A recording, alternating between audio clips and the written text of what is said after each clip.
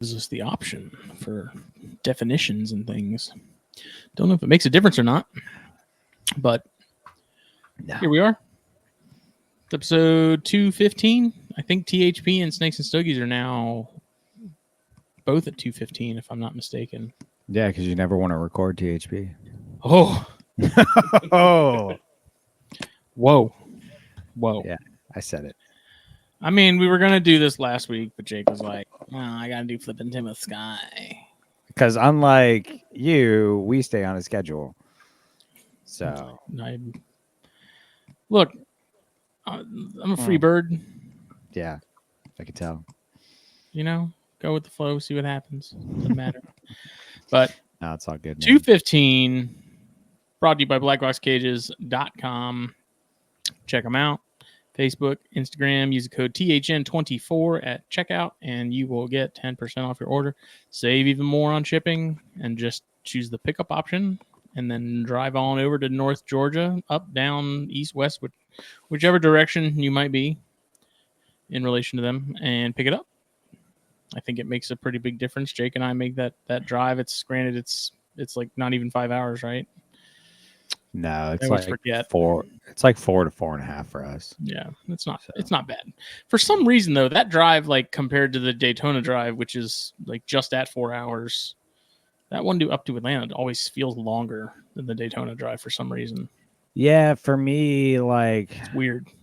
Drives start to feel long, like at the 4 hour mark for me. Anything under 4 hours is cake, but at the 4 hour mark, I start being like, all right. But it's not long for me until it's 10 hours plus. Then I'm over it. Yeah. It's easy. After that 6 mark is where I draw the line for what's a long drive and what's a weekend trip. Yeah. So. I've done 6 hours there, 6 hours back in a day.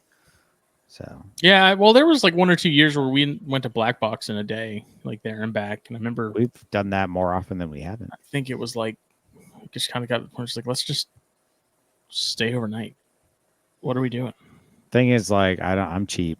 I'd rather just, like the first half just drive and pay for a hotel. Yeah, but I guess we have friends now, so yeah. So cages, racks. Anything in between? Best I'm excited. I think both of us are getting some of the new rack models. I'm getting both of the new rack models. Yeah. So I'm getting the V28. You're getting one of those V28s. Yep. Then I'm getting the XR66, I believe they call it. It holds the Sterilite 66 quart tubs. Getting those for the Pituophis. Super excited to get rid of that AP rack that I have. Oh yeah, dude. I think we should have a ceremonial burning of it in the backyard. Yeah, I am so down. That'd be so sick. I feel like it's probably bad for the environment because I don't think you're supposed to melt plastics like that. But yeah, I didn't think about that. Probably like it's a special occasion.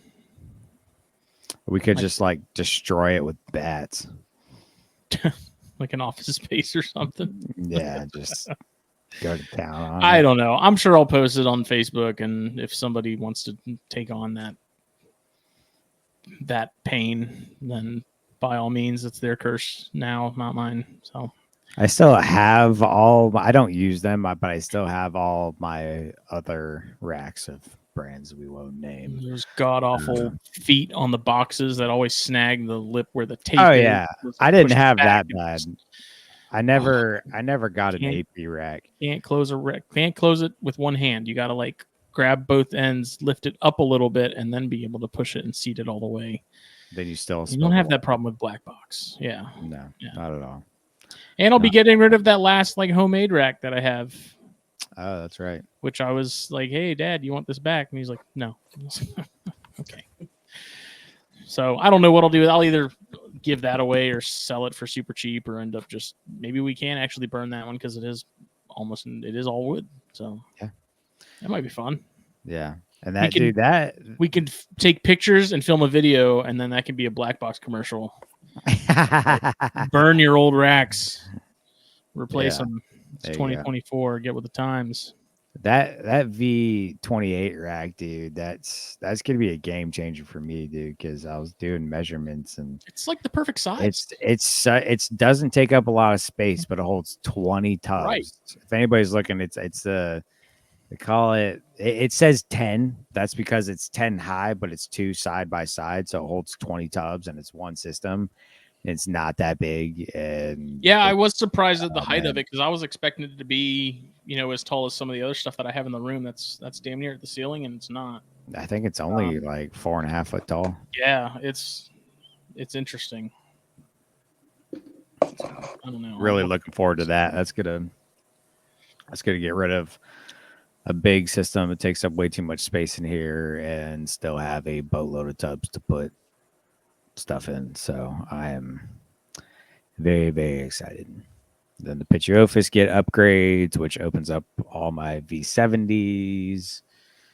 So a lot of things are getting upgraded. But we need to go because some stuff needs upgrading, but I don't want to upgrade it in the XR stack just to move it to the VE stacker into a 70. So I'm like, all right, like let's hold out till so I can put these in the tubs I want to. That way I'm not wasting time and efforts, but they need bigger tubs. So yes, very, very much looking forward find the to that. dimensions of it. Oh, dude, I can have that pulled up in a matter of seconds.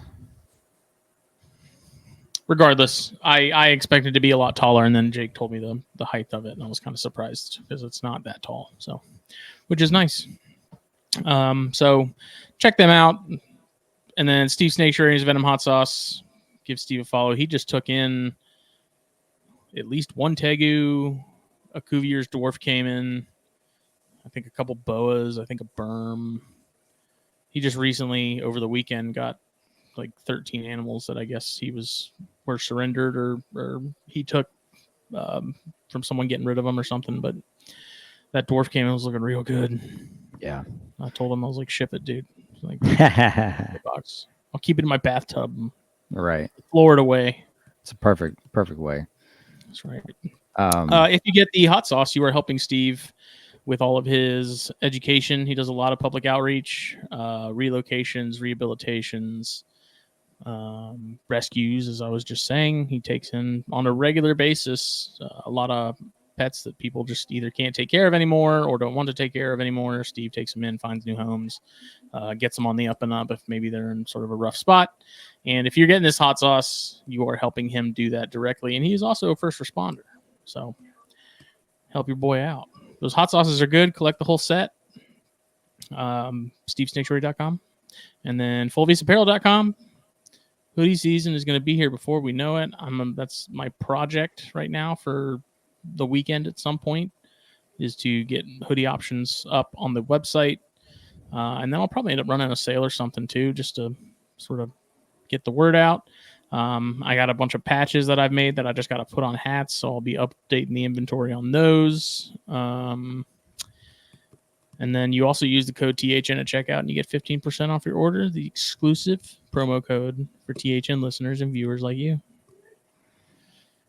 I need a black hoodie with the scientific Pantherophis design on it. That can be arranged. I got it. So there's a couple other designs that I got to do that people have requested on black shirts. So I got to go and sort of invert the art, which isn't as easy as you would think it is. There's a little more work involved. Yeah. It's not difficult to do. It's not like 2 clicks and it's done. It's more nuanced, especially if you want it to look good. So yeah, I got to do that with some other stuff because Sarah at Twin Cities Reptiles, her husband, I believe, he requested some shirts in particular that he wanted on black that are not currently available in black. So for them, I will most definitely do that because they are great people. I just sent them a big old box of corns and my Brettles. Did a fairly decent size cutback in terms of the collection overall. I think I ended up shipping 27 or 28 animals. Which has been, it kind of sucked. It was a little bit of a drag packing them up because some of them were ones that I, didn't necessarily want to get rid of, but because I don't really have any plans for them, I just felt like it's kind of time to do the normal spring cleaning. I feel like all of us at some point go through where it's like you kind of walk in your room and be like, how did I end up with a bunch of this random stuff? And then you end up sort of bringing the focus back in, a little bit, kind of trying to corral it all. So that's kind of what this was. So it was, it sucked, but everything made it there fine. I got I think it's like a 30 by 16 by 10 shipping box, not realizing how huge that was, because I was like, the box seemed small, the amount of animals, the head count I had seemed big, and I was like, this will be okay. And I had to fill it with a lot of packing material, but shipping that bad boy up to Minnesota cost me about $150. But got all the shipping supplies through Reptiles Express, shipped through Reptiles Express. There's a lot of people out there. This is, not a sponsored plug, but I am ride or die. Yeah, Reptiles Express, man. Like I'm right there, man. I get all my stuff through them. My deli cups, my shipping supplies, I ship through them. Everything goes through them. I had one, and again, this isn't any type of sponsored plug, but I really like them. The only hiccup I had recently was getting cryo packs, and I emailed customer service. I had you to could have email asked back. me, dude. I hold on to every one of those I get. Like I don't throw those away. I wanted to get several just to have on hand. So I don't and I ship didn't them really didn't for it to matter. need So it. if you ever need them, Yeah. let me know, because I Yeah. usually have a box full of them Yeah. at all times, because I love those things. Well, I emailed customer service, and I had to email back the same day. And I guess they were having some problems on their end, so it didn't get shipped out yet. And then so I emailed again like a week later, and I was like, hey, I'm not trying to be annoying, but like, what's up? And she was like, I will personally pack these up and ship them for you right now. And literally, an hour later, I had, an email about it being shipped. So yeah, they're all good people. yeah, great people. But back on our sponsorship thing, I did get that rack pulled up. It's called the XRV 28-10. They call it 10 again because it's 10 up, but it's side by side, so there's 20. And its dimensions, they are stackable. They are 34 and a half wide by 23 and a half deep by 63.725 tall. So they are a little over 5 feet tall. And that does not include casters or toe kick. So with casters and a toe kick, you're looking at That's adding like what, another 4 or 6 inches, maybe. not even Maybe. Yeah. the toe kicks are 2.5 tall, and the casters aren't much taller than that. So they're a little over 5 feet tall. Either way, under 6 foot. Very manageable height for even height challenged people like myself. So Yeah, and the stackability too. I mean, they come with these little metal studs that you put in the bottom rack to hold the top rack. And once those things are in, man, like if you have 2 racks stacked on top of one another, not only because of the weight, but because of those dowels that are holding them together, like it might as well be one unit. Those things are serious. Yeah, they're solid. I've used several racks now. Well, not several. This is technically the third people that have made racks for me, and they're by far the best. And they're the best stacking system without a doubt. Like cages and racks alike, very, very, very easy to stack. And laser precision. Yes. Now I just need to get rid of what few cages I have that are not black box. I just need to get those replaced, which will happen hopefully next year. I need to talk to Jen about what they do, if any of that extra over acrylic pieces. They should get into some invert cages. Oh my god! You and your inverts, dude. Oh my god! So we'll get into updates, I guess, real quick. I have one more corn clutch to hatch. Only got a couple more days left on that. Well, I say that, about 2 weeks left on that. It's the last one of the season. It's also the one that I am super excited about. Is that blood red castagna female to the male who's diffused. I don't think he's Castagna, but I don't know for sure. He's the whole pairing's kind of odd. I got him from Chris, and I was kind of like, "What are they?" And he's like, "I don't fully know." So we'll see what comes out. But I did get some tarantulas at Daytona, and it has reignited a mental illness in me to where I'm compelled to get as many of them as possible. But you could say you got the you could say you got the bug. Yeah, the bug. Yeah. So unfortunately, that's like the one thing that my wife has kind of like put a hard limit on, and it sucks, but it is what it is. So I have some spiders. Got some Bacillotharia. Got a Brachypelma classy, which is cool. That's the Mexican pinks. Those are pretty neat. Yeah. So I've been going down that rabbit hole hardcore again. That was, I don't know what it's been, but it's just, I'm like sucked back into it now. I don't know. I can't describe it. Daytona was important. Like Daytona helped a lot in terms of like all the burnout and stuff I was dealing with. Like I came back feeling fired up again and sort of reinvigorated and stuff. So it's been good. I think maybe talking to other people that are super pumped about the stuff they're doing helped a lot. I think also sort of feeling like I was kind of falling behind in terms of like the dedication towards things. But Daytona helped with that. Daytona was really good for that because I'm feeling a lot better overall about everything. I can see it just see it just messaging you. There's a period there where I could just I could tell you were down a little bit, feeling the burnout. And since Daytona, I've seen the difference just, messaging you on social media. So I'm glad to hear it, man. So that's been good. Other than that, nothing really new going on. I feel like I'm forgetting something, but I don't think I am. So yeah, shipped out a bunch of corns and stuff.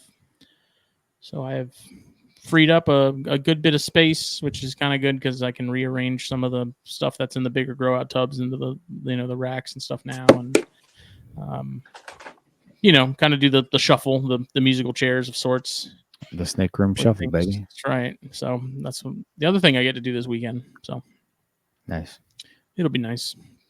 Oh, I finally went through and cleaned out my snake room closet over the weekend too. That was a pretty big deal because I've been putting that off for about 3 years. Yeah.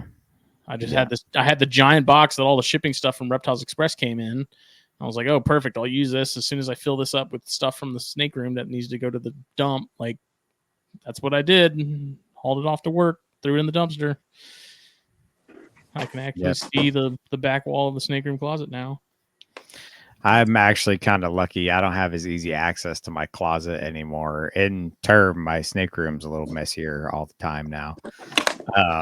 But because my podcast stuff sits in front of my snake room closet, which I'm hoping with these next black box upgrades, I can move my podcasting table somewhere else in the room.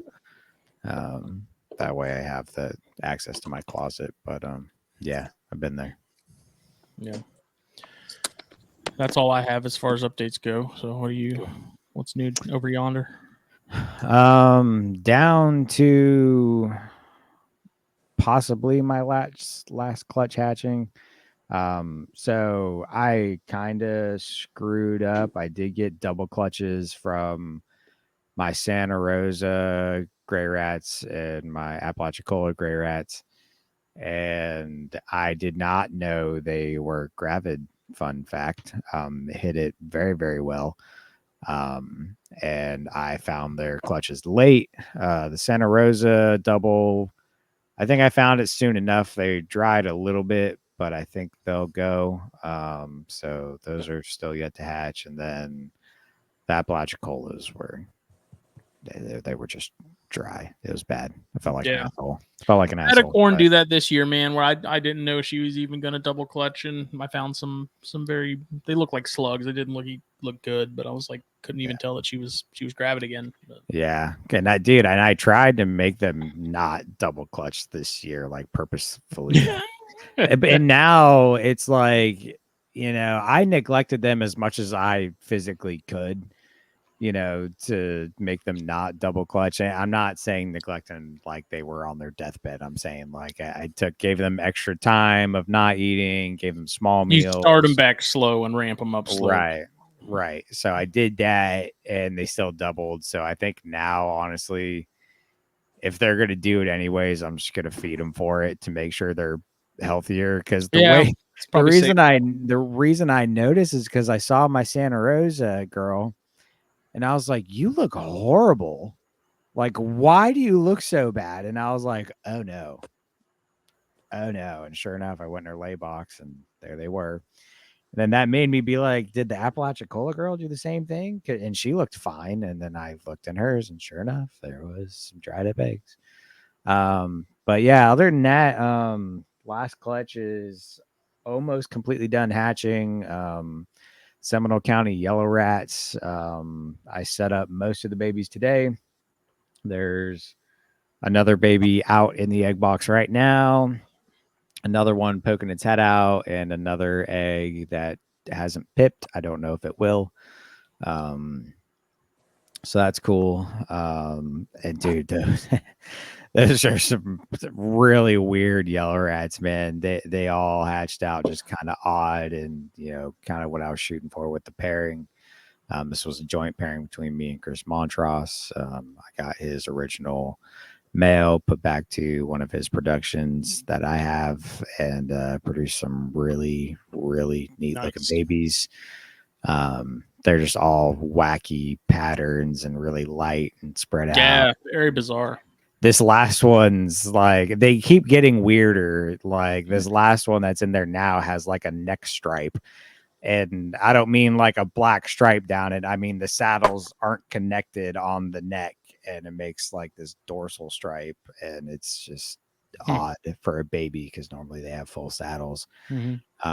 One's got these really thin pin saddles on it, and it's just weird stuff. And then last week my Geckos hatched. So how small do those come out compared to the Seminoles? About the same, little bit smaller. The Geckos are naturally a smaller locality. They're not very big adults, so the babies are a little bit smaller, but not by much. Those were kind of weird. I had one come out with its umbilical cord still kind of attached, and then I sprayed some water on it, because that's one thing I've started doing. I've started spraying babies in my hand just to get some water on them and clean them off. And it fell off when I did that, but then it just kind of had like an open hole in its belly, and I was like, I don't like that. So put it on paper towels, hoping that closes up. Most people say they usually do, so I'm hoping that works out okay. And then the others came out no problems. One did die in the egg, unfortunately, and I actually had that happen with several babies this year, unfortunately, and I think it was partially due to my incubator being in my room. So I think they had their heads poked out, and I scared them, and they ducked back down in the egg and got lost and drowned. That's really the only thing that makes sense to me, because it happened with 5 different snakes from 3 different clutches. So yeah, that's the only thing that really makes sense. But yeah, so Apalachicola white oaks were first, then Brewster County gopher snakes were second. Then the Santa Rosa white oaks were third. Geckos are fourth. Seminoles were last. How are those ladies island babies doing? Oh, dude, they're smashing, man. Like I said, and that was the other thing, dude. Since Daytona, I don't know. the snake gods were with me the last couple weeks, man. I don't know how I lucked out, but I lucked out finding some awesome stuff at Daytona. And then Harry brought me some gray rat snakes that just so happened to be a pair. He didn't sex them or anything. He just literally caught me too. They were a male and female.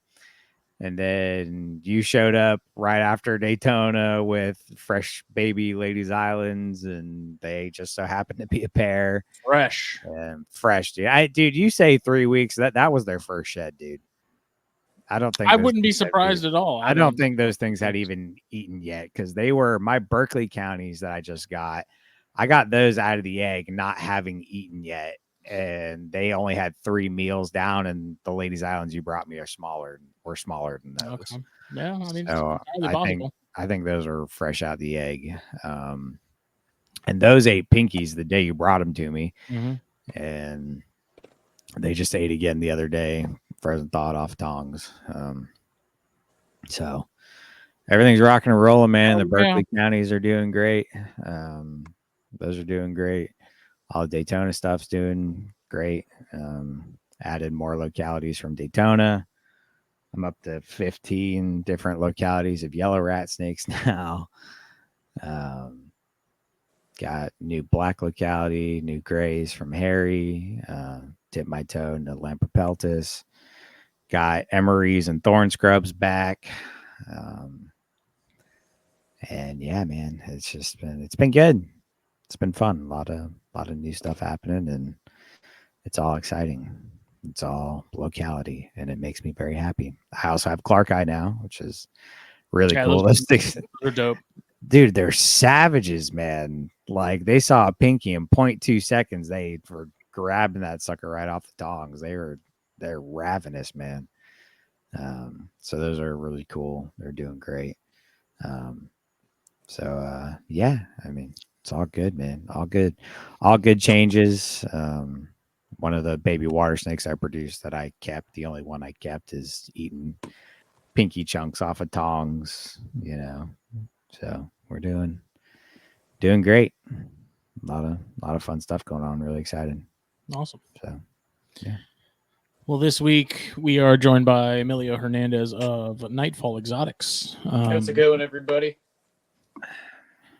Good, man. Getting to some geckos, man, because Jake and I have both kept caves, the same caves. Yeah, I was about to say the same ones. Still counts. Yeah. But you got a bunch of different stuff that I'm anxious to dive into, because I do have a soft spot for caves, even though I had mine for, how long did I have those for? It was not probably long. It was like 9 months. Was it that long? It was a pretty long time, because they were in my room and it drove Katie crazy. They were right next to my bed because that was the coolest room in the house. But yeah, enjoyed them. They're awesome geckos.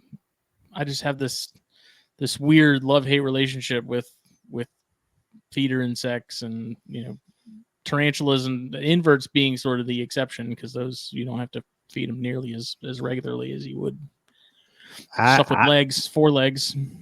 I love them. Like, they're my favorite geckos, and I will have them again. When I moved to this house, I was limited to keeping animals permanently in my snake room, and I tried them in here, and it was just too hot. Yeah, it was pretty toasty in there. They couldn't handle. One of them ended up, once one of them rolled on me, and I was like, all right, they got to go. Like, I'm not going to sit here and kill all these things. Definitely in my experience, like when I was down south, I found that they didn't breed quite as readily. Since I've been up here, I've had one of my best seasons, especially with the Orientalis. So that's been a huge deal. And then other than that, also some of the projects that I picked up at Daytona have actually already started ovulating. I'm about to get a clutch from one of the newest purchases, so we can talk about that in a little bit too, but that's super exciting. Oh yeah. Hell yeah, man. Awesome. I feel like up north it's ideal for that more sort of cooler temperature stuff, just because it's, yeah, of course, it fits in so well with just in general. Like, even with the AC on here, Jake and I are both in South Carolina. It's the rooms can still be, at least for me, I know Jake's are even a little warmer, but like maybe low 80s on the higher end. And Jake has a bigger room than I do, and he keeps his warmer. Like mine just heats up in the afternoons from the window in the afternoon sun and stuff. But Yeah, it's one of the reasons I never really got into bamboo rats and stuff. Is I felt like it was too consistently warm. Like I'd be okay if it was like 2 hours in the afternoon or something, it spiked and was in, the low to mid 80s, like no big deal. But like, because I feel like it consistently stays up like that, I just don't feel like they'd work that well. And I didn't want to have to keep them in my room and have a whole separate sort of setup and everything for those. So when I initially started keeping the cave geckos, I kind of sought to keep everything at about 74, 75. And then as I've integrated more projects, especially with the Uroplatus fantasticus, the satanic leaf-tailed geckos, I had to push to be even cooler because I keep them where they are at about 70 degrees. And that fluctuates a little bit down and out throughout the day. And I have a fogging system for them as well, just to kind of even that out. yeah. But the way that I have everything set up, at least for right now, I try to have the cave geckos in that same area just because I find that is really where I see them producing the most. Is after those, not only a cooling period through the winter, but also just keeping them on the cooler side throughout the year. Yeah, no, that's my room. My room doesn't get below 77 normally, and it maxes out at about 81, sometimes 82. So yeah, that that explains why they weren't working in here. And I definitely, even, I think it was, oh man, it must have been 2022. I had probably my worst season. And that was when I was still living in St. Pete. And I think that was probably, that was my third year breeding cave geckos consistently. And I don't know if it was just how I had things set up or not, or if it was just the apartment I was living in. But even with things kept around like 78, I think I produced maybe a third of what I produced the year before. Yeah. I had a lot of dead in the egg babies that were like hitting, day 102, and I'd cut open the egg at that point, and they were already deceased. So, Jeez. Yeah, no, that was definitely a rough patch. And then after I moved into a new place in 2023, everything went right back to normal, like nothing had ever happened. That's good, man. Yeah, there's a difference between, surviving and thriving.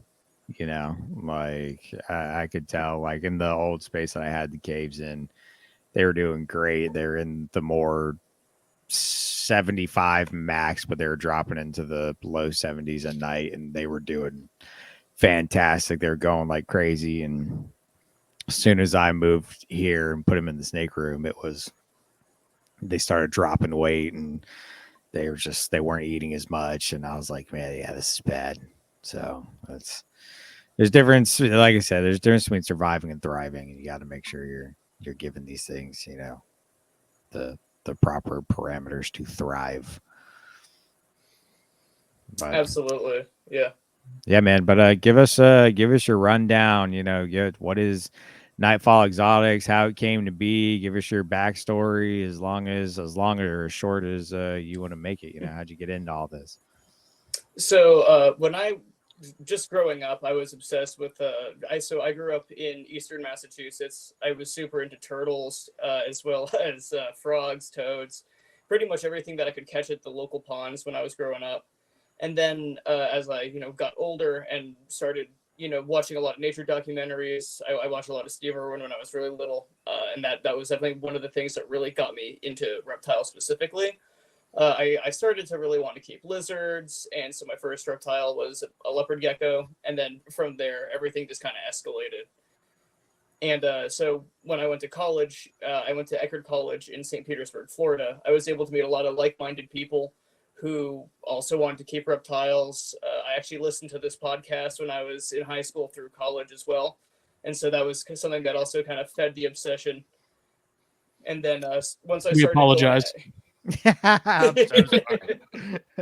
no, it's been crazy. And then 2019, I started going to some of the expos down south, and that was definitely what really pulled me into the community for sure. It was just kind of meeting a lot of people who I'd either been following on social media or who I had just, seen on Facebook and the like, and getting to also see just how many different species people were working with.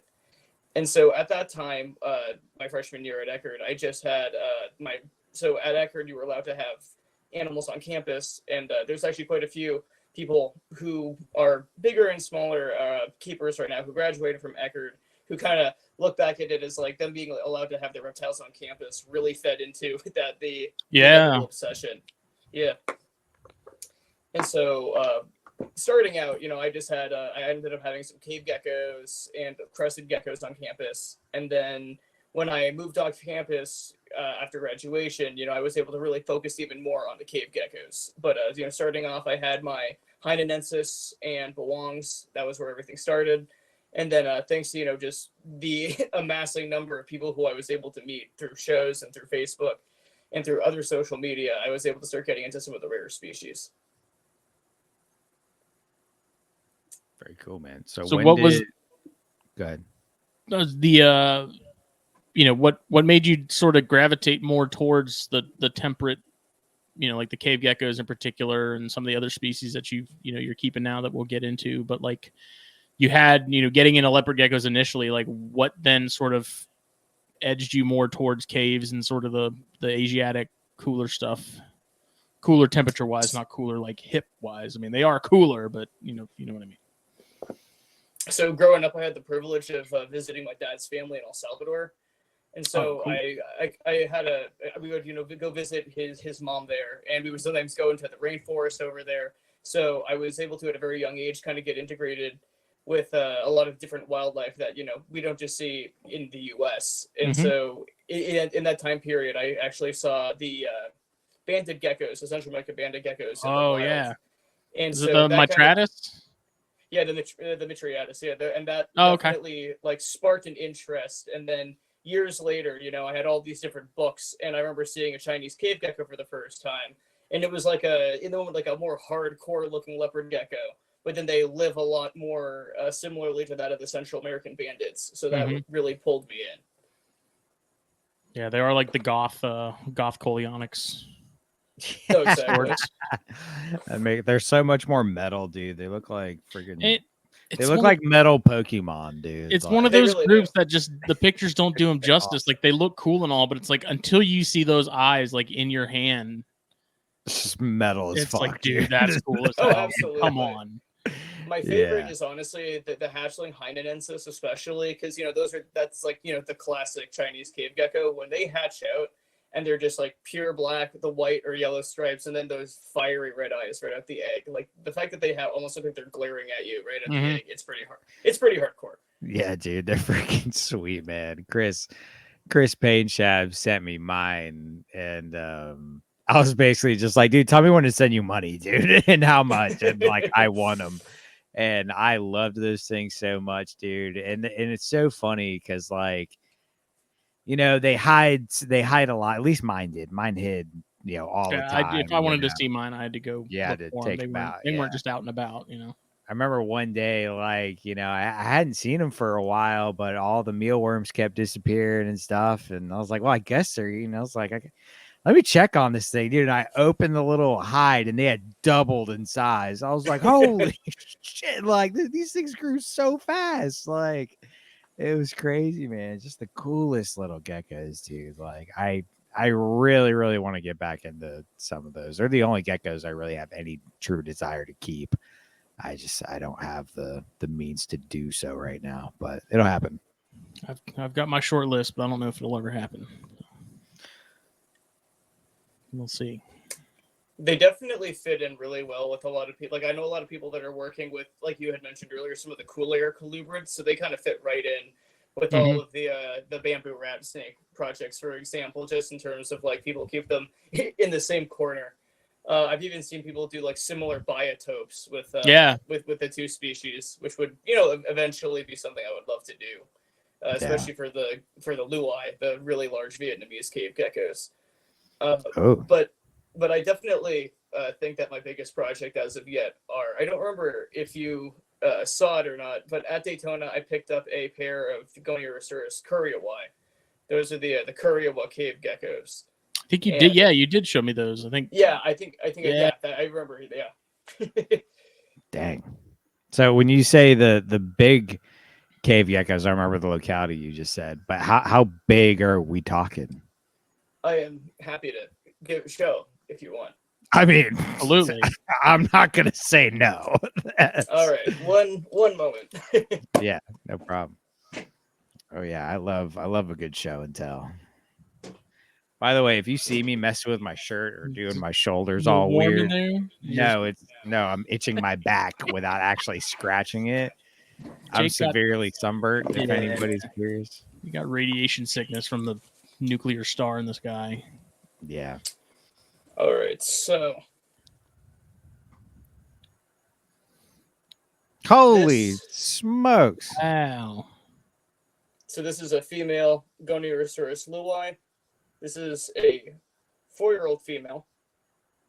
So fully grown. These are a lot more spindly than the the Chinese species like the Mhm. Belongs and the Hainans. They almost have these I almost would say like arachnid like limbs, just how long outstretched they are. Yeah, I was gonna say their And- legs are very like Spidery.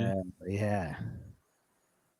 And then the size is just like in comparison, especially to some of the smaller Japanese species, and then some of the Japanese species also get pretty large. These still really stand out. So for people not watching, give us a rough estimate of like how that's got to be 6-7 inches long, isn't it? Oh, she's about 6.5 or so. Gee whiz, man. And just like with all of mine, they're eating discoids and crickets and the like. But in all honesty, they'll definitely in the wild go after moths. I've read millipedes as well, so they have a pretty diverse diet out there. Oh yeah, I'm sure. I'm gonna Yeah, those are put her cool. back because she's Yeah, getting go. antsy. Yeah, of course. Man, that's cool. This is the podcasts like this are an issue for me. Make me want cave geckos again so badly. Next thing you know, I'm gonna be asking Kayla, like, can I put an enclosure in the room? Like, can I do that? I mean, that's how imagine how I'm gonna feel when I start this Arachnerd podcast with Niserd, and I can't keep any more than what I have. Like, it's Do you already have 6? yeah. Jesus, Justin. I meant to ask what species you ended up picking up at Daytona. I got a little Metallica, a goodie. Nice. I love Bacillotheria. Like that's always been, when I was deep into inverts, a decade plus ago, like I had a ton of Bacillotheria species. And I never had a Metallica because at that point they were still pretty damn expensive. But now the prices have become much more reasonable. So I got a Metallica sling, and then I ended up going back and getting a Regalis sling because I had a big female Regalis that I loved dearly. And that was just a really, in terms of like all the pokies and stuff, I just thought Regalis were just really pleasant and enjoyable. Like, they weren't super high strung. They weren't, they weren't big runners, like compared to Ornata and maybe the Rufalata and stuff. I used to have the Lowland Safusca, and those were crazy. Yeah, I had one Subfusca at one point, and it's so bizarre, sort of not really paying attention to that side of the hobby as much for as long as I did, because coming back to it and then realizing that all the species I loved before that I either had or really wanted, pretty much no one really keeps anymore, and then finding out all the Sri Lankan Bacillotheria are ESA now, and you can't go across state lines. Like now my Ornata that I loved, because to me those are like the prettiest, and then the Subfusca, like Fasciata, like stuff that I had Pedersoni, it's now Vittata, but like I had these species and stuff, and then realizing that now unless I can find someone in South Carolina that has them, I can't get them. So it's been kind of a bummer. But then seeing like blue leg baboons now are like $10 a dozen, and at one point those were expensive and no one had them, and now it's weird. It's like waking up after being in like cryo sleep for 10 years and realizing all this stuff you love is hard to find or no longer available. It kind of sucks, but there's still plenty of species. that I would like to get into and do really enjoy, and still love the Bacillotharia that I can still get. I got a striata not that long ago, which I had not kept those until now. And there's 2 Regalis, so I got another Regalis that's a little bigger than the sling I got, and then that striata, and then I got that Brachypelma, and then an Avic. So it's too cool. And that Metallica too, I like, interestingly enough, like I see that little Metallica out more than any of the other ones. Like that is not nearly as shy of a species as I was expecting them to be in comparison. I always loved how when they mature, they almost like get almost like a darker black color when they really hit like that 7-year mark. Mm-hmm. Yeah, I'm hoping it's a female. I mean, if not, just an excuse to get another one and try again. I never bred anything as far as tarantulas go. It's something I've always wanted to do at least once, just to experience it and see, go through it and see what it's like and stuff. But I don't know if that'll happen or not. We'll see. I was big into tarantulas in the middle of high school, and I remember I bred the OBTs, and I also bred I believe it was the Honduran curly hairs. I remember that there was, in hindsight, like so much discussion about the hybridizing of the Nicaraguan and the Honduran ones. Yeah. And I remember leaving it to get much more into reptiles when I went to college, and then all of a sudden be like, Tittlacottle, what's that? Right. When all this reclassification that happened when I started doing shows, and I was just like, I'm like out for a little bit. Now I don't know what anything is. Everything's changed, right? And I can't find any of the Bacillotharia because they all got listed. Yeah. Haplopelma is now gone. It's like, oh yeah, exactly. Just weirdness. I ended up grabbing one of the Orientalis as well. Oh I knew that those were going. Oh man! Wow. Yeah. Is that one of the Japanese species, or is that? Yeah, this is one of the. So this is like the Japanese species. Okay. This is the Orientalis. The reason I say the is there's quite a few species that live in Japan. But the Orientalis are kind of melded in with there's Toyamai and Sengokuai, which all look fairly similar. Mm-hmm. They all have those orange and black bands. There's actually a really good website that I'm happy to send out that kind of lists out all the different species of Goniosaurus. It doesn't have all of them because there's quite a few species that have been recently discovered and reclassified, but it discusses their localities, discusses where specifically on the islands they're found, and also discusses their wild and captive diets. And that's where I've been able to learn a lot about these species. But these guys are, without a doubt, some of my favorites. Sorry, it's really hard to show off those eyes, but this is, there we go. This is a holdback from 2022. This was one of the successful Orientalis hatches after a very uneventful year. And she is actually, this year she's been paired. She's about to lay her second clutch probably in the next couple weeks or so. And she is just absolutely smashing mealworms and waxworms this time of year. But the funny thing is that I hear a lot of people recently say that what they find as a really good feeder is isopods. Mm-hmm. I've heard people who are breeding the cat geckos as well, that they have a lot of success with isopods. And I think that that's probably because in the wild, this is a species that lives at the entrance of caves and kind of looks through leaf litter for smaller invertebrate prey. Yeah. I wouldn't be surprised if isopods make up a large part of that. Yeah, absolutely. Dang. What's your, side note, you mentioned mealworms, sort of what's your take on mealworms in general with lizards? I've always kind of never been big on them being the bulk of the diet with stuff, just because of how much shell they are to meat, if you will.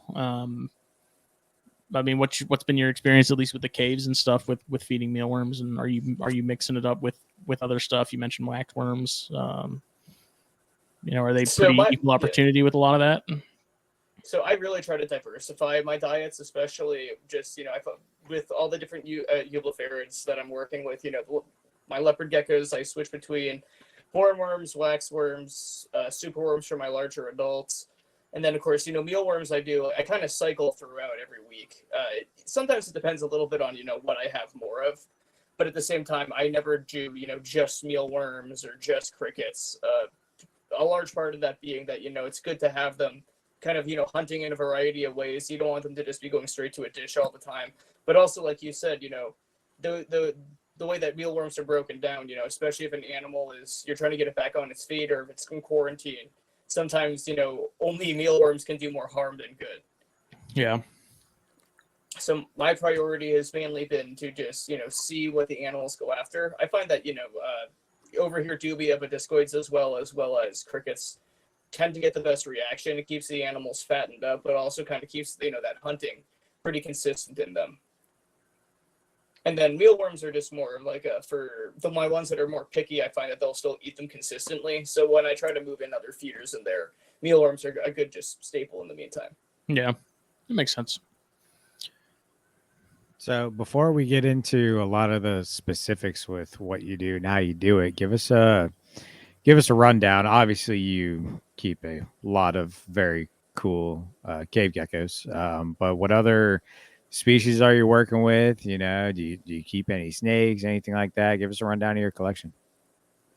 So I used to be a lot bigger into snakes, but I still keep a lot of king snakes. Right now I'm working with just a couple morphs of the Cali Kings, as well as I have Desert Kings, and I had one of them actually on the table at Daytona, an extra male. And then I've been back and forth about it, but I'm sticking to Honduran milk snakes as well. I love those guys. I've talked to a lot of people about them. When I was younger, I really wanted to focus more on ball pythons, as did a lot of people. And then I found that I liked colubrids way more. Not just because of this podcast, but also just going to shows, like holding cord snakes and rat snakes. I found it way more interesting and way more enjoyable to work with them. And then I also keep Kenyan zebra skinks, binoid geckos, the Australian spiny tails, the Strophoris ciliaris, which are I know that Smitty wanted to talk about those a little bit. And then I'm also looking, and then let's see, I also got Europlatus fantasticus, the satanic leaf tails. I look back, Chihuahuas, and the chameleon geckos as well, the Urodactylodes. And then just integrating newer projects. So I'm just looking around because I'm trying to remember what I just set up. So I just upgraded a trio as well of fish scale geckos, specifically the Geckolepis. Those are cool. Maculata. Yeah, those guys are super cool. Jeez. And I've had those guys quarantining for a little bit and finally started pulling some clutches. So they've been doing super well, nice and fattened. It's been super cool watching them too, because I always want to keep them, and they show up every so often with Madagascar imports because not too many people are breeding them in captivity. But I'm super excited to eventually be one of those people, and those eggs are definitely hitting I think like day 70 now, so we'll see. Nice, because those are a decent sized gecko too. Like those get a fairly not like large, but they're not a small species. They're pretty similar to the I'm trying to think, almost like the Phelsuma borbonica, just like a larger day gecko size gecko, but not like not like grandest size, but definitely a pretty large one. Mm-hmm. And they also the late Pangea. The pretty big difference is that people say you can keep them like cresteds. I use UVB just to be safe with them, but I see them out maybe sometimes during the day, but I always see them run around at night. Do you do UV for the Strophoris and Uroplatus? I do as well for them. I just find that if I can, I should. Obviously, I'm not going to tell people what to do. A lot of people have different ways of making it work out. Using tweaking the vitamins and all that. I just try to give them the best I can for the most. And then additionally, I'm trying to think. The Strophoris I actually recently upgraded, so I have one of the pairs in that white enclosure right behind me, and then currently working on a build for another one of the pairs. But just I stocked up on UV at Daytona, and I was very glad that I did. Because coming back here, everything is a lot more expensive. Yeah. Yeah. Yeah, dude. Lighting's not cheap as it is, man. No, it really isn't. It has not gotten any cheaper since pre-COVID. Although I do miss spending like $4.99 on like a 100-watt basking bulb. Yeah, right. Instead of like the $9.75 sale price at Daytona. Yeah. Jeez, So we'll man. try not to jump around too much and get into the strokes and stuff. But like as far as the Orientalis go in comparison to other caves, is care and breeding pretty much the same with those? And I guess most cave geckos, I mean, is it all very similar in that regard, or is it Orientalis? Are those more difficult in comparison to the Heinenensis, or sort of what's the main difference in those? So in my experience, I would definitely say that the Bewongs and the Hainans are the easiest. They're pretty much the same in terms of like, I put my pairs together. So I do pairs. Some people do trios. I just find pairs work best for me. I put my males with my females generally starting after the cool down period in February. So I'd say about March to August, I keep them together. And in that time, I make sure that there's plenty of hiding spaces for both of them. But I keep the pairs from a like 69 to 71 cooling point to about 74, 76 for the breeding season. And so in that time, I generally find with the Hainans that they get right to it, and I start getting eggs within that like 40-day period right after I put them together. And this year, some of the Hainans are still laying. Like I noticed, I pulled it on their clutch today, and I was not expecting that because I thought that they were done before Daytona. But with the Bewongs are very similar. They lay consistently every 30 to 45 days. But the Orientalis, like I had mentioned, I had one particularly bad year with them, but it took an entire year for my initial groups to even be interested, even after, I did a cool down and all that. And so, part of that can be attributed to just, moving around, finally finding a place that had a better ambient temperature. But in my experience, just, they're a smaller species. I would say that they're definitely a lot more skittish than the Hainans and the Bewongs. They do not get as large either. They can put on some, heft in comparison to some of the smaller Goniosaurus, but they're definitely on the smaller side. And, they definitely don't get like that bigger leopard gecko build the way that Hainans can. And so with that can come, they're just a lot smaller. I think it's a lot easier to kind of throw them out of their cycle. And I think that the thing that I've discussed with other keepers as well is that they're a lot more temp sensitive than the Hainans. So I think that's what throws a lot of people off, is that it's like, they'll get everything right, but if it's, just too warm in the room, they're not going to breed, or the female's going to reabsorb. Because that was what I found my first year, was that the female, was gravid all of a sudden and then was no longer gravid with no eggs. And is incubation pretty much the same between them all as well? Yeah, Are so incubation is kind of, I'm not going to say it's exactly the same for all the Goniosaurus, but I'd say it's pretty similar. I incubate at about 74 degrees for all my species. And, I use a variety of, I've used everything under the sun. I've tried, sim container. I've tried hatch right. I think right now I have them on the Pangea hatch, and I have no specific preference. I just kind of use what I have at the moment.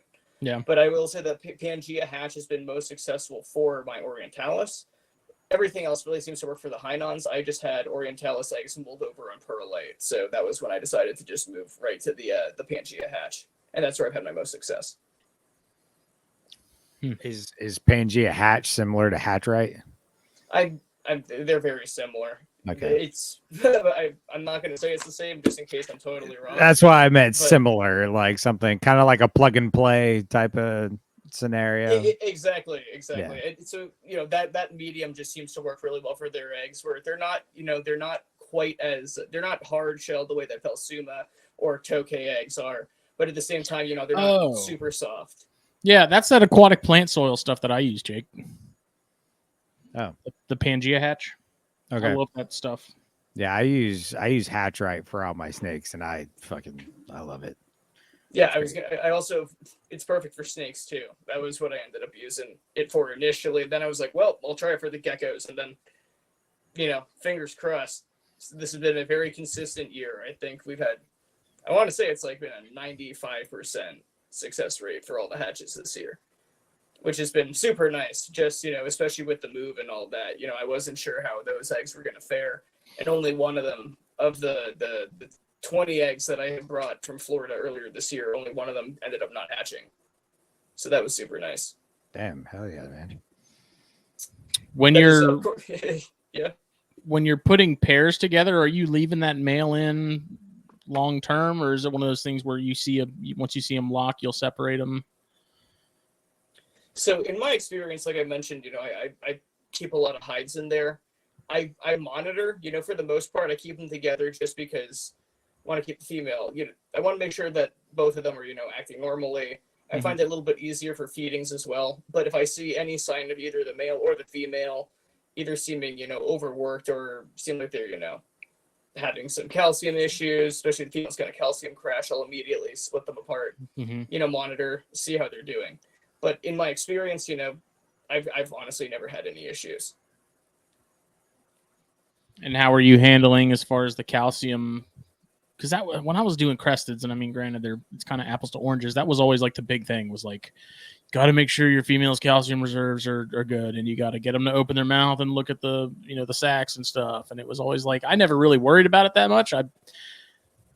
I supplemented with calcium, and they were eating Pangea on the regular, and I never really had any problems as far as calcification or calcium issues in the females themselves. Like, so maybe people were making a bigger deal out of it than it needed to be, but like with the female caves, are you doing anything in particular in terms of boosting their calcium up going into a season, or is it sort of more of a consistent thing throughout the year where you're just trying to make sure they're sort of maintaining a set level of sorts? So I provide dusted feeders pretty consistently, and then I also keep liquid calcium on hand just in case I have a female start to crash. But generally, making sure that the dustings are consistent and monitoring both the male and female to make sure that neither of them are, showing signs of dehydration or weight loss. I also weigh the geckos pretty consistently. I find that just monitoring that on a weekly basis, fills in that gap in a way. So I'm able to avoid, any animals going unchecked and then all of a sudden having a huge dip in their health. Mm-hmm. And are you dusting? What's your sort of the dusting regimen for you? Are you dusting every meal, or is it heavier in the breeding season when you're pairing stuff up? It's heavier. It's definitely heavier in the breeding season, but I still, provide it pretty consistently. And do you just dust for calcium, or do you do like multivitamins and stuff? I do multivitamins as well. Cool. Yeah.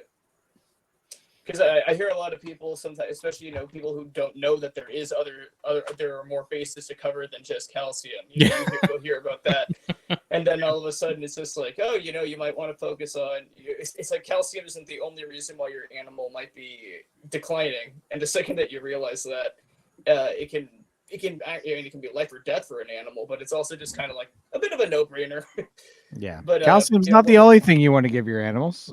Too much calcium is actually a bad thing too. No, exactly. Surprise. Well, that and also needing, I don't know if it's still the case, but I recall them saying like you also have to have a certain level of I think phosphates in order for that calcium to be absorbed in the right amounts. Like there's a ratio, and that's why the supplements are sort of already sort of balanced out to where they need to be in terms of the ratios of that, but you have to have that phosphate with the calcium in order for their body to actually use it. Exactly. I think that now that more people are kind of focusing on covering all those bases, I think that it's less of a conversation that I hear, but it definitely is good to like tell a lot of people, it's not just calcium to focus on, especially with the cave geckos, you just want to focus on, I've heard a lot of people talk about how, especially in my experience, before cave geckos were CITES listed, a lot of them would come in wild caught on import, and a lot of people had parasite issues with them, and kind of similar to leopard geckos, a pinworm count is not unheard of, and for many animals, it can be considered a little bit normal. Right. But if you're not covering all the bases when you're keeping them, hydrated and trying to get them to eat, they're going to start regurgitating. They're not going to be able to keep anything down. If you're just giving them calcium, they need they need electrolytes. So you need to make sure you're on top of everything, especially with imported animals, with any animal. Yeah, no doubt.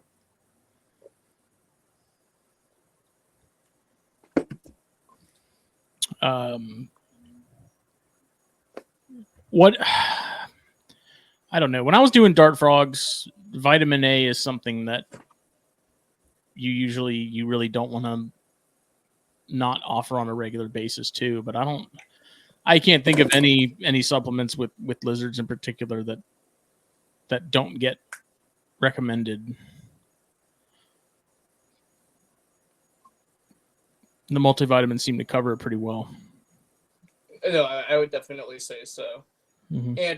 And then other than that, I really do prioritize diversity. I do a lot more fatty insects for the females, when they're laying as well. So, occasionally throw in hornworms, silkworms. Silkworms are actually one that I really find that they seem to enjoy. And that definitely, not only does it keep those predatory instincts activated, but it really does keep the females nice and round. It keeps, a lot of fat on them, which is good because I definitely have found for the orientalis especially, the laying really takes a toll on their bodies. So the more, ahead of the curve you can be, the more, feedings you're doing ahead of time, the less impact there is on the animal's body. Mm-hmm. And I think that that's something that a lot of people should be prioritizing, especially when you're breeding species that do take a harder toll on themselves when they're during the breeding season. Yeah, I mean, especially when you're talking about species that are dropping clutches on a regular basis and stuff too. How are you handling the females as far as postseason? If you're cooling them down, are you feeding them less when you're doing that as well, or is it just a temperature drop and they kind of do with their thing? I find that when I'm doing the cool down, they just don't have the same appetite. So I still, provide food on a weekly basis. I just, kind of gauge a little better, how much they're going to eat. I'm not just going to dump a handful of crickets in and just watch it. I'm going to see it what happens if I put, 3 in to start. If they're going after them, then, go from there. Mm-hmm. But I don't want to leave extra feeders in there just in case. And of course, especially with any mealworms, I have heard of people losing a couple in there and then they find them eating the eggs. So especially with superworms, I've heard of that happening too. So better safe than sorry. I don't think I've ever fed anything superworms, man. Those things are just too. Those things are serious. Those things will bite the shit out of you. I know. That's why I'm like, why would I? Unless I'm feeding something big, that where a superworm is sort of in ratio to it, what a mealworm would be to most anything else. I don't think I've ever fed anything superworms. Yeah, our beardies and then our larger leopard geckos are the only ones that really tend to eat the superworms. I think leashes, they're also a common food for leashes on occasion, but personally, I just don't buy them enough to really know. Like you said, they're just huge and they'll bite the shit out of you. Yeah. So better to avoid them if I can. Yeah, the only thing I used them for was years and years ago when I was in maybe high school, maybe middle school. I had a bearded dragon, and that was the only thing I've ever fed superworms to. These things are friggin' tanks. I just also remember the first time I ever saw superworms. I just wasn't expecting. I saw the superworm on the jar, and then they open it, and then it's just a giant fucking mealworm. Holy shit! It's super. No, exactly. Yeah, that's for sure. They're weird little creatures. Do you watch how much you're feeding wax worms? Because that was always one that it's if I wanted something to gain some weight and put it on fast, I need it to fatten up a good bit. Wax worms were the go-to, every time, because it's these things are freaking steroids, man. It's giving your lizards freaking cheesecake. They're gonna put on grammage, no problem. That is honestly exactly what the issue is with just prioritizing waxworms. Is that it's I personally don't really know quite the dietary impact, but I imagine it's kind of the equivalent of eating chicken tenders. It's got protein, but it's also dino nuggets. Fattening them to fuck up. Yeah, exactly. I got some that I've been giving to some of the some of the tarantulas, the Avic I got yesterday. Its abdomen is a little smaller for its size than I'd like it to be, and I was like, what'll fix this real quick? Oh yeah, big old waxworm. Caterpillars are essentially just fats. So especially for I remember feeding tarantulas and jumping spiders. Just like when they would eat a caterpillar, just like swell up. That abdomen just balloons because it's just straight liquid. There was a point I offered waxworms to some baby corns just to see if they'd take them. Like, why not?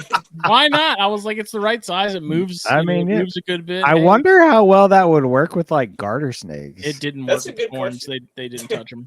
I bet corn snakes didn't, but I wonder if things like garter snakes. Oh yeah, would. dude. Try it with sure baby garters would, Nerodia. Or like even like we've had a couple people we know try and get decays eating. I wonder if a decays would fuck up a waxworm. It'd be worth a shot. I mean, that's like I'm at a point Let's now see what where I try frog legs and all that other stuff, and it's like it's become a game of like, will they eat it? And obviously, I'm not feeding them like Domino's pizza and ramen and bullshit, but it's like, hey, I got I got some waxworms. Let's see what happens. Maybe they take it. If they do, great. If they don't, whatever. It's not going to hurt them. Jeez, man, that's crazy. Well, I am curious, is because we haven't really had a cave gecko centered podcast. Can you give us a rundown of the Barney style it for me? How you keeping these things? Yeah, we got Barney style it, maybe. Yeah, how you keeping them? Size enclosures, substrates, hides, humidities, things like that. Give us a rundown, man. Paint us a picture. So I personally kind of switch between using both 20-gallon long glass vivariums as front opening generally, and then also using sterilite bins. Sterilite bins I have found hold humidity a lot better, so that those are what I generally use. And then for those, I'll drill a hole and put in, those screen circles because just for better ventilation. Mm-hmm. But and then I'll solder some holes in the side as well. But for substrate, I generally use the Zilla Jungle Mix, and then I add a little bit of sand and even more sphagnum to that. And then it just holds a really nice amount of humidity. I'll give that a good mist down when I put it in. And then for some of my vivariums, especially for the ones that I'm really not breeding the animals in, it's just, for show. I'll plant them pretty heavily with pothos or with some ferns just for the nice look. But for the most part, I like to just do the simple plastic plants just for extra coverage. And then lots of cork bark hides. I'll do generally about 3 to 4 large half rounds within the enclosures. I like to stack them because these geckos, and I'm sure you guys know this from keeping them, like to just jam themselves under things. Oh yeah. in the morning, like they really don't care how little space there is. They will just flatten themselves completely against it. The way that a lot of gecko species do, but it's hilarious when you lift them up and they're just like wedged. They also mine because what I did, I kept them really basic, but I had a little plastic hide for them to get into, and then I had cork flat, and I had I just used an Eco Earth substrate, and then I had a like the back of it I had covered in sphagnum moss, and it was damp, and then like underneath the spag I had the cork round. And mine would like dig underneath it and make this little hidey hole. He was keeping them the same way you would keep any South American terrestrial tarantula, basically. They would eat. Yeah, they would dig out the freaking area underneath it and just make this little hole under the cork, and they would just hide under there most of the time. And they did well, but until it got too hot. That is another thing that I think I've seen it, especially with the Hynenensis, is that they actually seem to really like digging. Yeah. Because the Coleonyx, especially the Mitriatus, at least what I've seen in the wild, they they don't necessarily have like a burrow system, but they will dig, and it's really entertaining keeping those guys. Seeing them pop their little heads out of their little cork holes for the most part. But these guys. But these guys, especially I see with the Japanese caves, really make use of, I've seen them, kick up little holes so that it's easier for them to get into their cork hides and all that. So they really make use of those front limbs. That's awesome, man. Cool. And you already went over temperatures and feedings for the most part. So yeah, Very good. Are you man. keeping the Vietnamese, like that adult female that you showed us? Like, what are you giving those in terms of size compared to the Heinenensis? So just that female is in a planted 20 long right now. Okay. And it's just her. Just, for one of that size especially, I want to provide as much space as possible. For, babies, I generally raise them in just, your typical, small, I like to do the lockable sterilite bins just because it's so much easier, even Right. for a couple dollars extra. But I essentially use the larger ones for most species, and then for the Vietnamese, I'm just like, they're so big, I'm just going to give them a front opening 20-gallon. And then yeah. Go ahead. No, sorry. I was done. Oh, I was asking, between the different species and stuff, are there some that you notice are more shy and some that you see out and about more? Or is it more of an age related thing? Like, I'd imagine younger geckos, you're probably not going to see them as much because they're probably terrified of everything. But do you see adults fairly regularly? Like, same with Jake. Like, if I wanted to see him, I pretty much had to go dig them out. They weren't out and about really hardly ever, at least when I was awake. They definitely do, like, really stand by, barely being out for the most part. I would say I see my oldest Heinenensis out the most. It could be like leopard geckos. They kind of get a little bit, habituated to seeing movement around them every day. I don't really know what it is specifically, but them and the Bewonglings are always out after 5 p.m., like, regardless of what I'm doing, whether the lights are on or off. I always see them, running around in the enclosure. My oldest female Heinenensis, who I believe I got her when she was like 5, so I don't even know how old she is now. But she is always out all day, and not in a sickly way, just in a pacing around the enclosure looking for food the entire time. She's retired. She's on her own. I really don't want to pair her up anymore because of how old she is. But she's kind of my pet at this point. And the reason I do that is because, like, as far as I'm concerned, like, she she kind of knows that she's the OG. I currently am working on a 20-gallon build just for her, just because I think it'd be really cool to have a really nice Chinese biotope for her.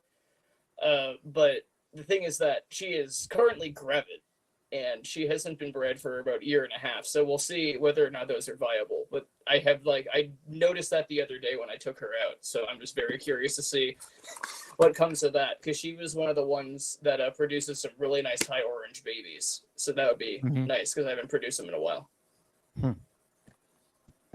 That's cool. That stuff always blows my mind. It's like, yeah, I didn't breed it, but she's gravid. Like, oh, okay, that's cool.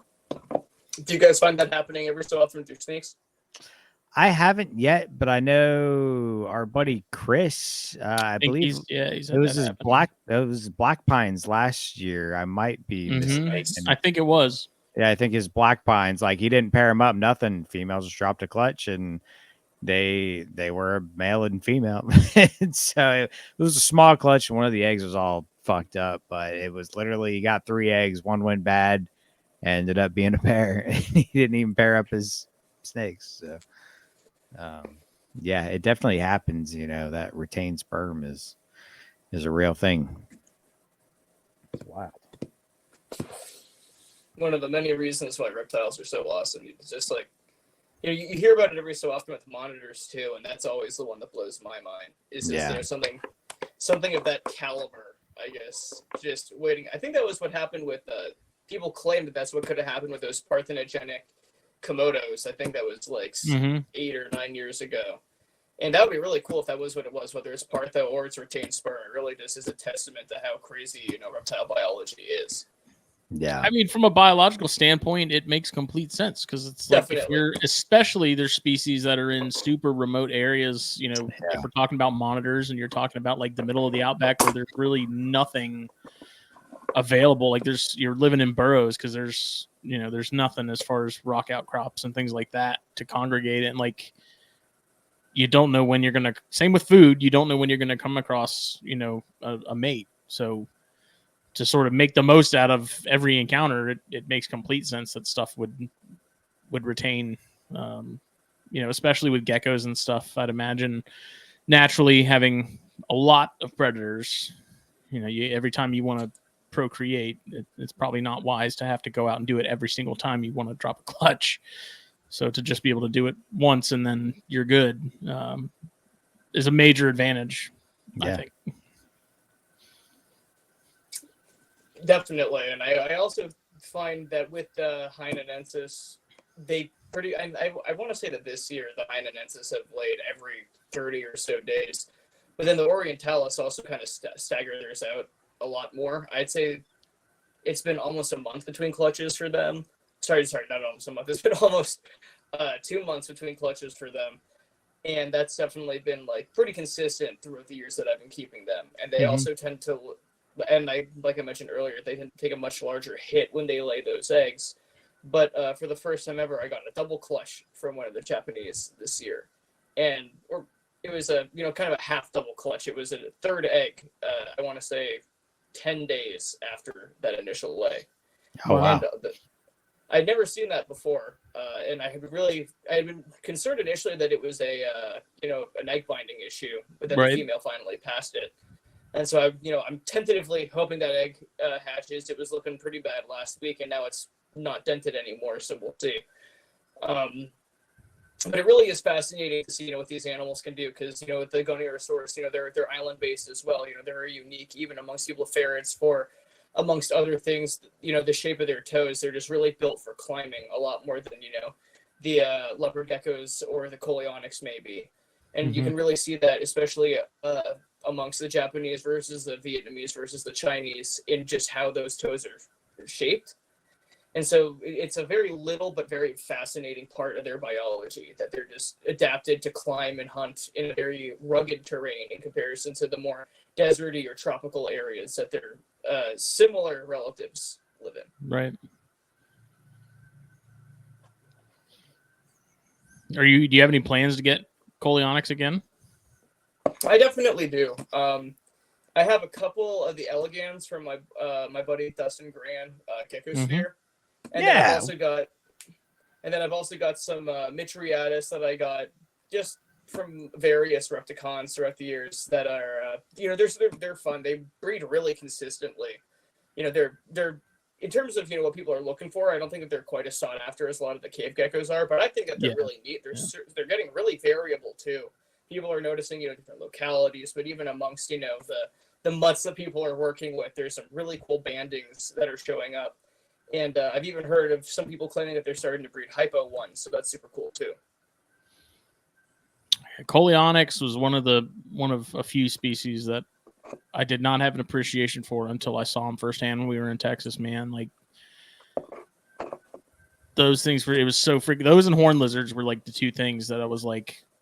Prior to that trip, I was like, yeah, they're cool, like no big deal, they're neat. But then actually having them in hand and seeing them, I was like, okay. These are dope. Yeah, dude, it made complete sense. And then it was like anytime we saw a Coleonyx in Texas, it was like we gotta get it. We gotta look at it. Like same with the night snakes. It's like, yeah, they all look the same, but I want to see it. Like we gotta play with it. I gotta investigate.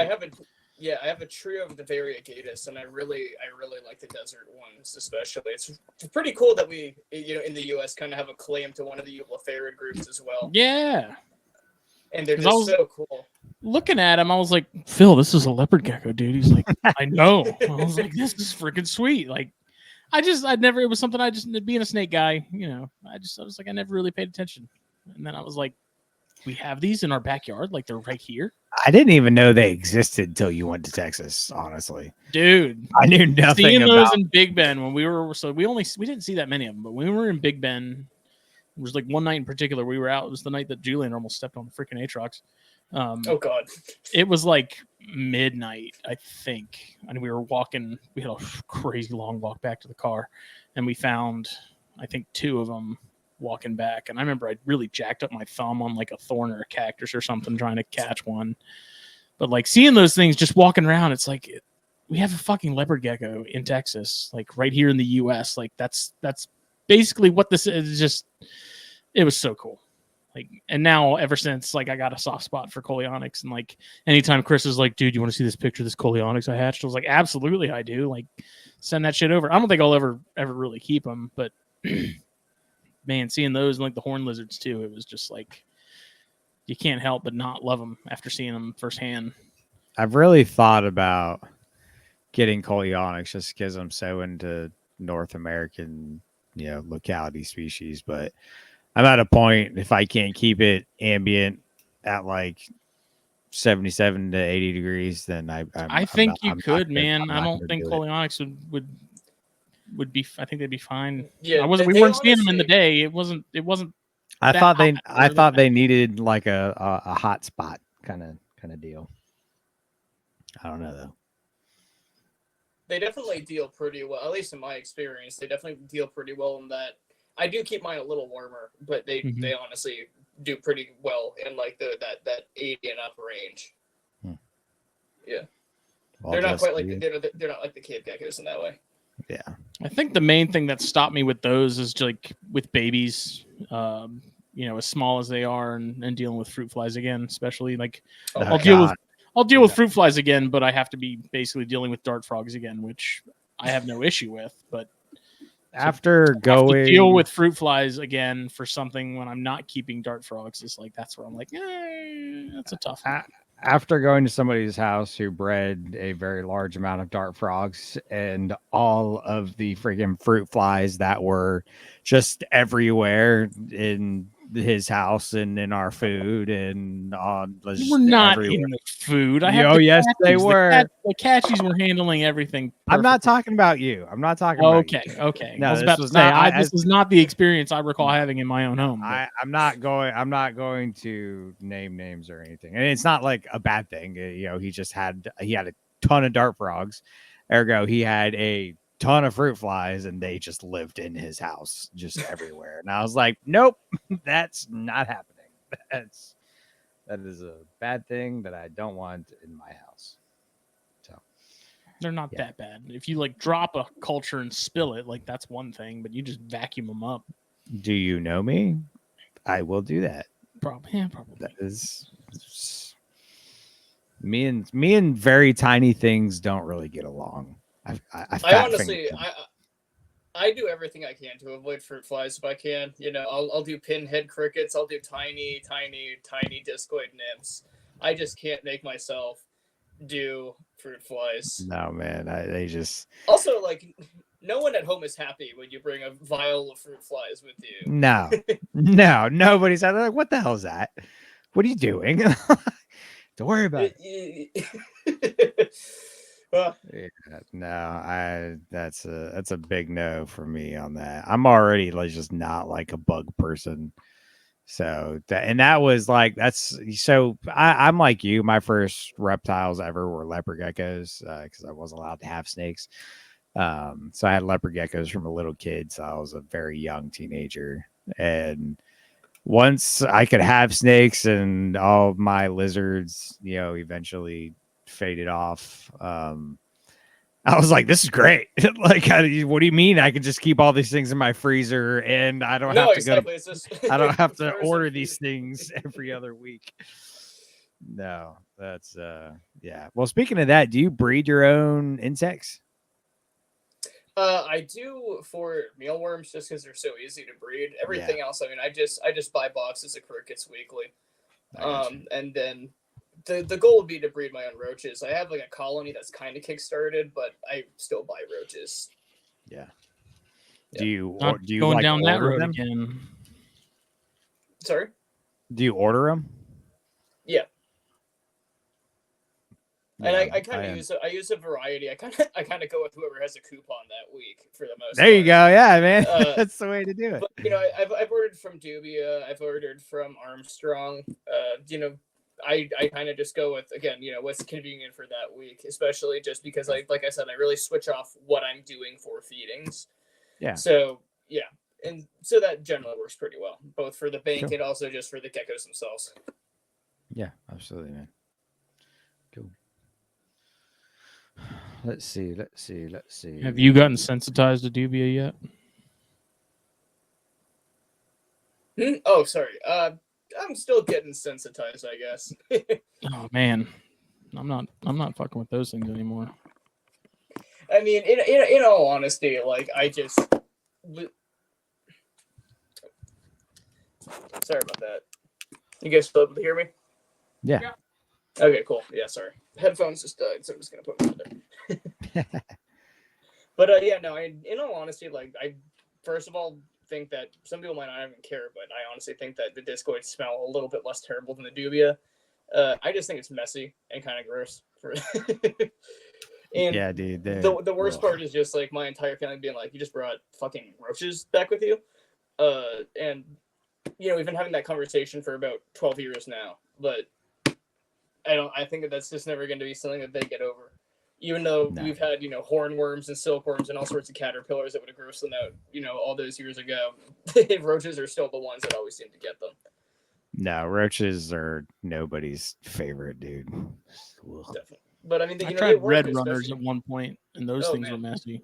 Red runners were gross. Those were the ones that, like, my mom was just like, nah. Because when I was keeping tarantulas, everyone said, you know, red runners were perfect for when you're raising slings. And then she was like, that's a no-go. It's not happening. That's funny. I don't even know what a red runner is, if I'm being honest. It's never the roachiest roach you've probably ever seen. It is a very roachy roach. I don't know how else to describe it. Like very roachy. The dubias, like if you deal with the dubias long enough, and you kind of like you stop looking at them like a roach almost, because they're just not roach-y. They're almost beetle shaped. Like exactly.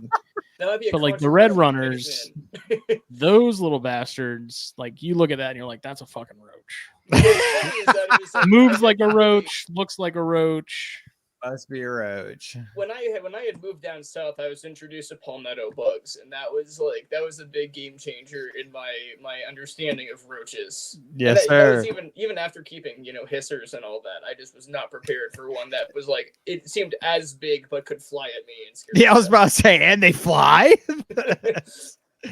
Hissers are fun though. I had a hisser as a kid, and that was, I'm not gonna lie, that was an enjoyable little bug.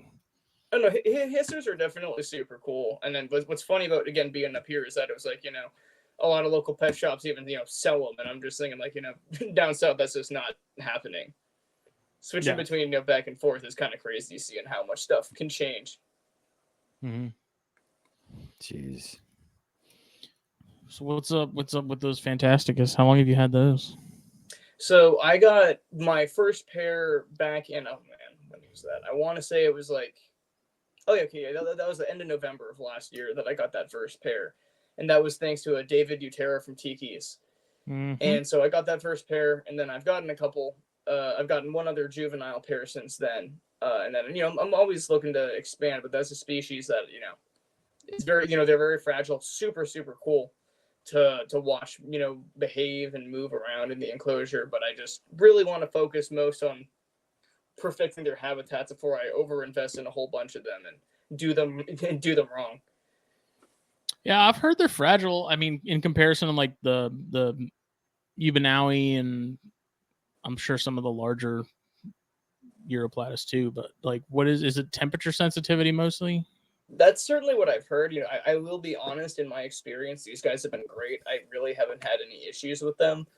But I do, like I mentioned earlier, keep them on the cooler side. You know, 69 to 71 is kind of that fluctuation. And because of that, you know, they eat consistently. I do have a misting system on them as well as the fogger. And that, you know, just kind of assures that they're getting that proper humidity and keeping them cool. But, you know, I see them around. I'm hoping the female's currently gravid, so I'm hoping that maybe I'll pull a flush before the season ends. That would be super cool, especially just because I remember seeing those in a Ranger Rick magazine when I was a kid. Yeah. And that would be super cool to have that come full circle. Yeah, that whole genus, man, like on that short list of lizards, if space and money were no object, like those would be in the top 5 easy. Oh, definitely. It's such a variable genus, and it's just incredibly diverse in terms of looks genus. You know, shout out my friend Jack from Geckos Culture. He produces some really cool stuff. He's working with those Ebanawi. And then, you know, it's been super cool talking to him about his projects. You know, he just produced the Lineatus. He just got his first clutch of those. And then, just seeing the Sakurai, and then, people working with the Thymbriatus and all the other, leafier species, or mossier, excuse me. It's really cool to see just not only how variable they are, but also just within each species, just how much it can change. I think it was the Henkeli have almost a pied look to them sometimes. Yeah. Those have been really cool to see. I was actually just about to bring up the Henkley. A buddy of mine, Chris Montross, just hatched out a single baby from his adult pair. Yeah, he got some. And it's like a fairly recent project for him. Yeah, that was one of his new ones. I had to check his page before I brought anything up to make sure he posted about the baby before I said his name. But yeah, no, he got that little baby, and man, those things are so cool, man. I didn't realize Lineatus got as big as they did until I saw those adults at Daytona. Dude, the Hinkley are huge. Those get big. It was I forget which table had them, but it was really cool like the row across over from you. Yeah. Oh yeah, that might have been a Major League Exotic Pets. Yeah, that's who it was. I think they're out of New Jersey. Yeah, that was super cool to see those Europlatus, because in Florida in general, I really don't see any other than Sakurai for the most part. It was cool to see. I met those OnlyFans guys. It was cool to talk to people who are working cool. with the Fantasticus, and they're also working with the Caphodus as well, which are some cool little lizards too. But it was just that's what I love about Daytona, especially, was just how much stuff you don't usually see down south there was down south. Yeah, and that was, and we are going to get into this, but I feel like this Daytona had a lot of variety. There was a lot of just cool shit, man. There was some awesome stuff. It reminded me, honestly, of just Tampa Repticon. I remember was just pretty crazy back in 2019, 2020, or before the shutdowns and all that.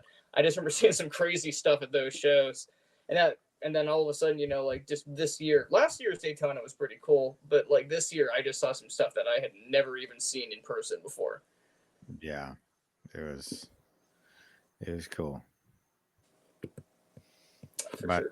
I guess on that note, man, how was vending Daytona for you this year, and how did it I don't know if you vended last year, but how did it compare to last year as far as vending goes and all that? So last year, I had the privilege of helping my buddy Jameson out. He owns Geckos Labs. He does a lot of the electric blue day geckos. Dude, his table last year was so freaking dope with all the Phelsuma he had. He had really nice stuff this year too, but I just remember last year looking at his table, and talking to you a little bit, and just the stuff he had was stuff that I'd never even seen in person. He works with some awesome species of Phelsuma. So he works with a couple subspecies of the Borbonica. He's working with the Comarensis, which are I don't think there's too many people I could be wrong, but even in Europe, I think there's very few people working with those. Mm-hmm. So those are pretty rare in the hobby right now, and he is producing them pretty consistently this year. He was working with a lot of the Legodactylus species, as well as just some really, really high Crimson Grandis. So he had a crazy table last year and this year.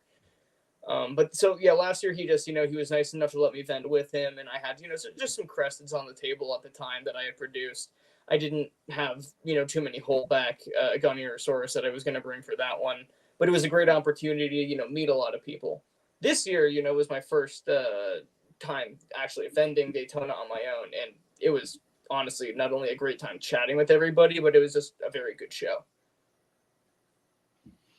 What was the the process as far as the paperwork and stuff for Florida? Because I could have brought animals, but I just decided that I didn't feel like dealing with the FWC hoops and stuff to jump through, and the Billy Hunt has said that it's really not that bad. I don't know. It just seemed like an extra headache to deal with. Well, because I'm just here, as a student, I still live in Florida, so I still have a Florida address, and I still okay.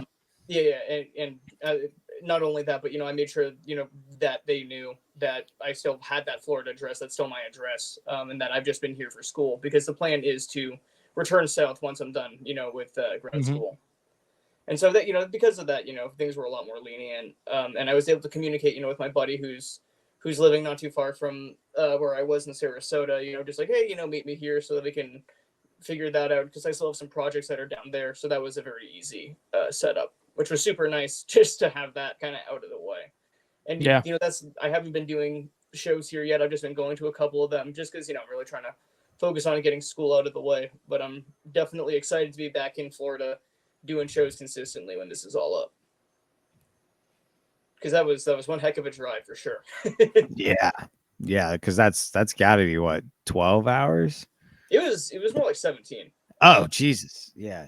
And I mean, the thing is, like I said, the animals were great. I wasn't worried about them. I had a whole system set up for them to be driven with no problem. I just had to make sure, stop in safe places. I remember getting tips on from other vendors on where I should spend the night, where I should wake up, what time I should wake up, and the biggest recommendation was get through South Carolina in the morning before everyone's filling it out. And I think I got through South Carolina I think it was maybe an hour ahead of the traffic, because right as I left, I just watched. Yeah, it's probably Savannah and Port Wentworth and stuff as you're crossing into Georgia. That's the biggest pain because traffic's. Yeah, no, Savannah. Savannah was where I got held up. That was where I waited for a while. Yeah, and we're right at Savannah. I could throw a rock and hit Savannah. We're right on the border. So yeah, it's. Oh God, it's horrible. I honestly the funny thing is making that drive, through New York takes a little bit. Where I am in Mass, I kind of get to dodge, that Boston traffic, which is really bad. That is worse than Miami traffic. It is the worst. Yeah. But honestly, once you get through most of the Northeast, it's just a straight drive through. I honestly 95, baby, all the way down. Oh yeah. Once I hit Florida, I was just coasting through until I got to Daytona. I was like, all right, final stretch, we're good. Yeah. And it did help that I wasn't driving to Sarasota like I normally would have been, which would have been an extra, I want to say 2.5 hours. Yeah. Yeah, it's almost ridiculous how close Daytona is for us. It's nothing, dude. I think we left me and my buddy left here later than we wanted to. It was around noon, and because he had the bladder of a squirrel, we had to stop twice. Felt like I was riding with Smitty again. And but even then we got there at 4:30, maybe 5. And that's why we didn't leave until noon. Yeah, we were there before you. You can't check in until 4:30. So we were like, if I have animals with me, I'm not going to sit around the car, for however long. And that's why.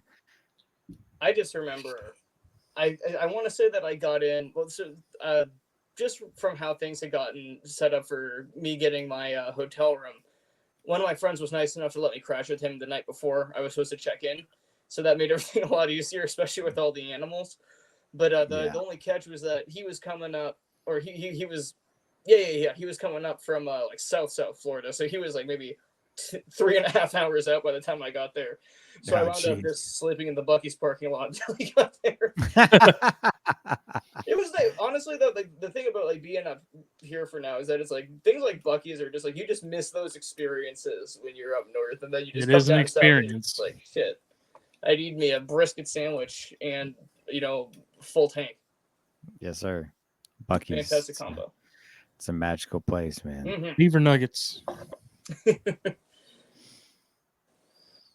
there anything you would do differently with your table or vending that you noticed? Because with the Fulvia's table, I knew there'd be things I wanted to change, but it was immediately within the first 2 hours of setting up and stuff, I was not doing this again, changing this, not bringing this back. Did you have any of that with your table? I honestly just, kicking myself in hindsight, I totally slacked on getting another display case for my deli cups, because I had a couple display cases for, the larger leopard geckos and a couple of the larger cave geckos. Mm-hmm. And then, I had invested in some pretty nice deli cups for all the smaller stuff. And then I just totally neglected to order. I was planning on just getting one of those nice deli cup displays months ago, and then I was about to order one maybe 2 or 3 weeks out from the show, only to realize that it was gonna need an extra 2 months of prep time. So I was well, I waited too long. Yeah. And so at that point, like in the future, I'd like to just have a better display for the deli cups, just because, you know, I don't get me wrong, as a show goer, I love rifling through deli cups as much as the next guy. But there is an extent to which it's like, especially for people looking for specific stuff, they really just kind of like just glance over it and just keep walking. And I mean, you know, that can kind of go for anybody. I feel like, you know, if you like people are looking for snakes, they're not going to really look at a lizard table, for example. But my goal in doing these shows is kind of like for snake people to stop and be like, oh, that's still pretty cool. You know, it would be nice to kind of bring everybody in, even if it's just for a conversation. And so I would like to make everything pop a little more. And then the other thing I had wanted to do was maybe have like a couple prints or just like some pictures of the animals on the table, just to kind of like diversify. But I had my buddy Brian from Guardians of the Geckos was nice enough to, he actually not only did my banner, but he was nice enough to also do my tablecloth for this show. And so I had just gotten the tablecloth on, and then at that point I was like, you know, it was a new setup. I liked how it looked in the moment, but looking at all my photos in hindsight, I would have liked maybe a little more shape to the table, because I had, you know, the one display on the one side and then just deli cups on the other. And I kind of wish that I could have, you know, kind of changed that up a little bit. Yeah, Eric Westmoreland has these. I don't know what they're made out of. I'd have to look at the picture again, but he has like these stands that he puts deli cups on, but they're like shelved.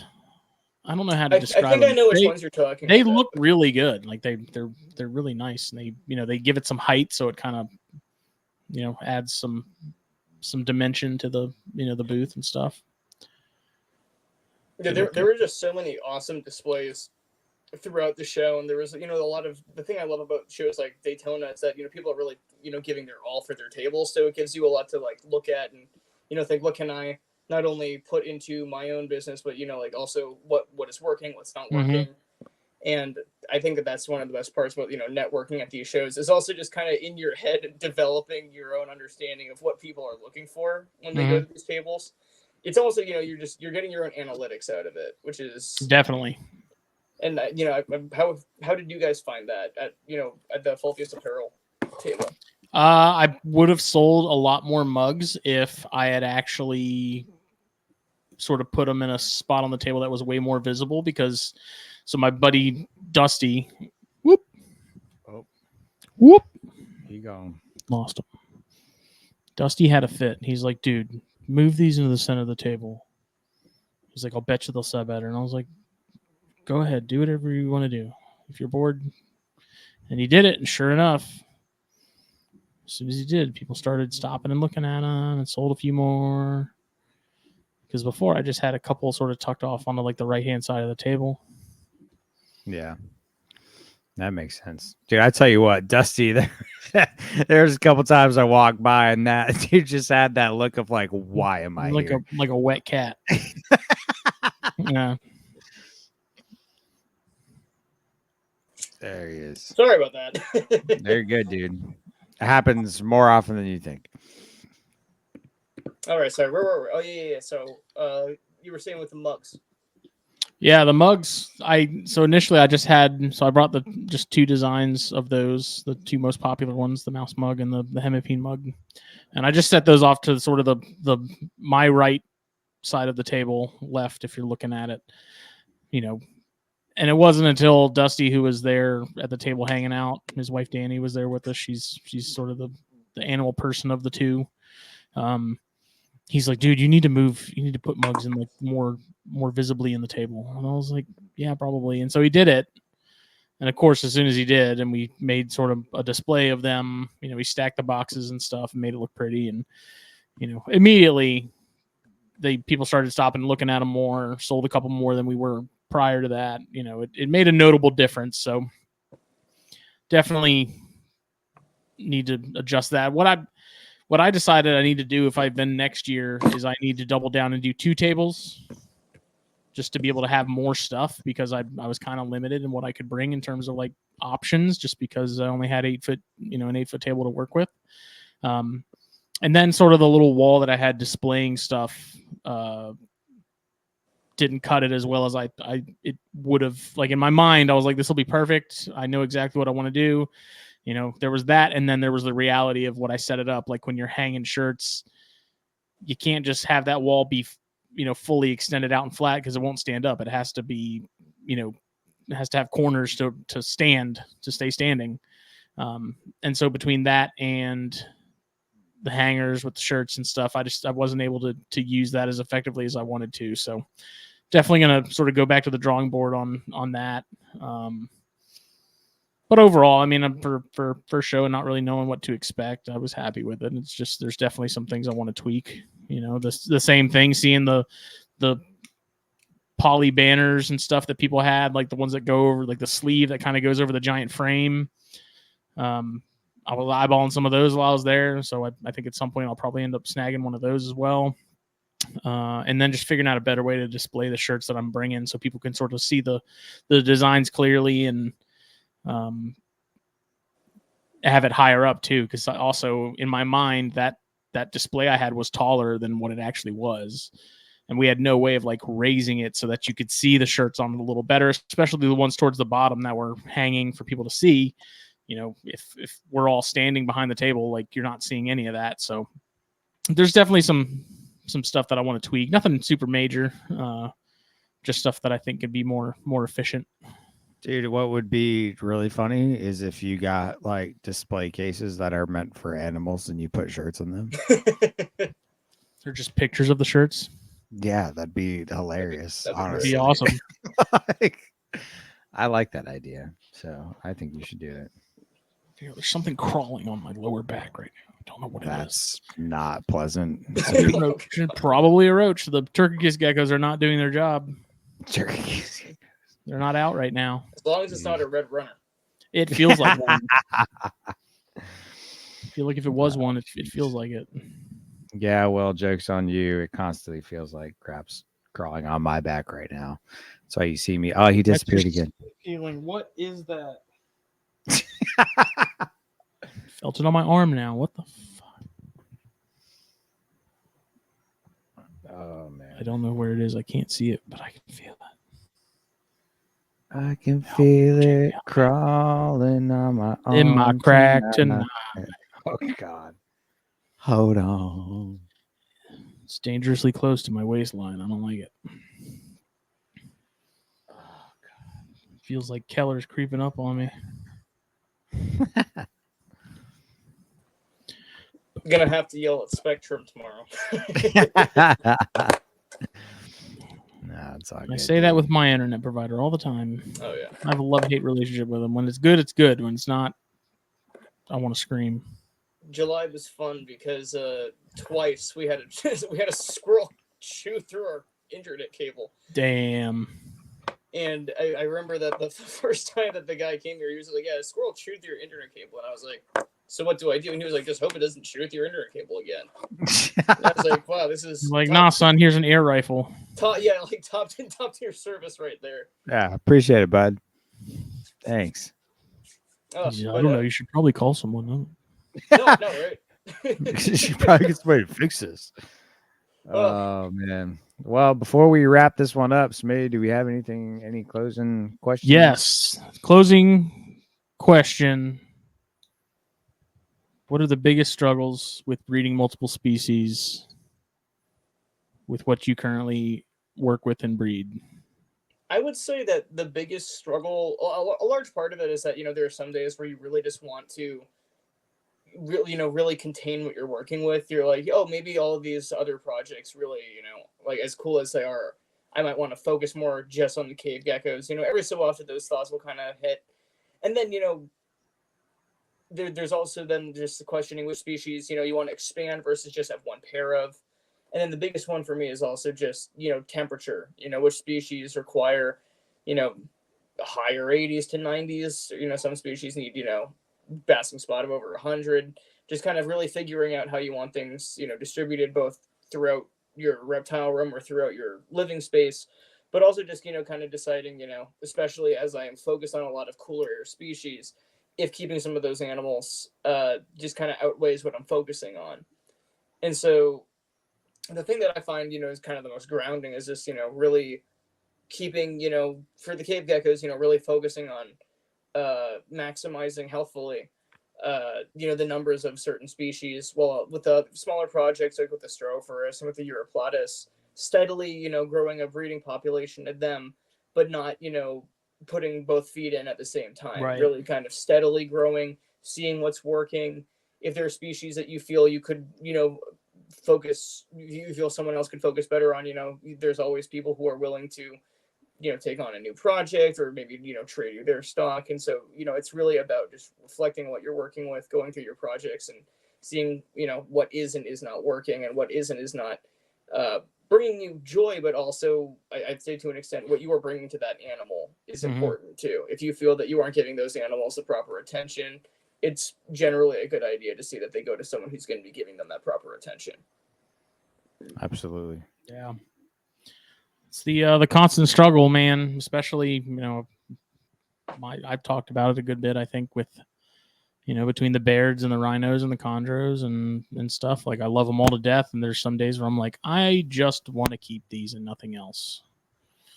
But then I open up that Rhino tub and I'm like, no.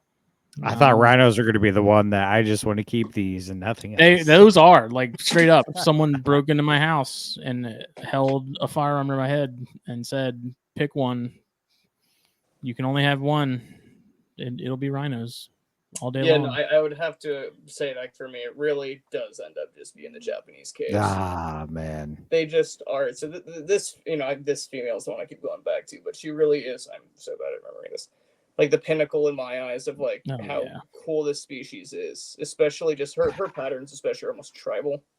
Yeah. Yeah, it's a great description of that.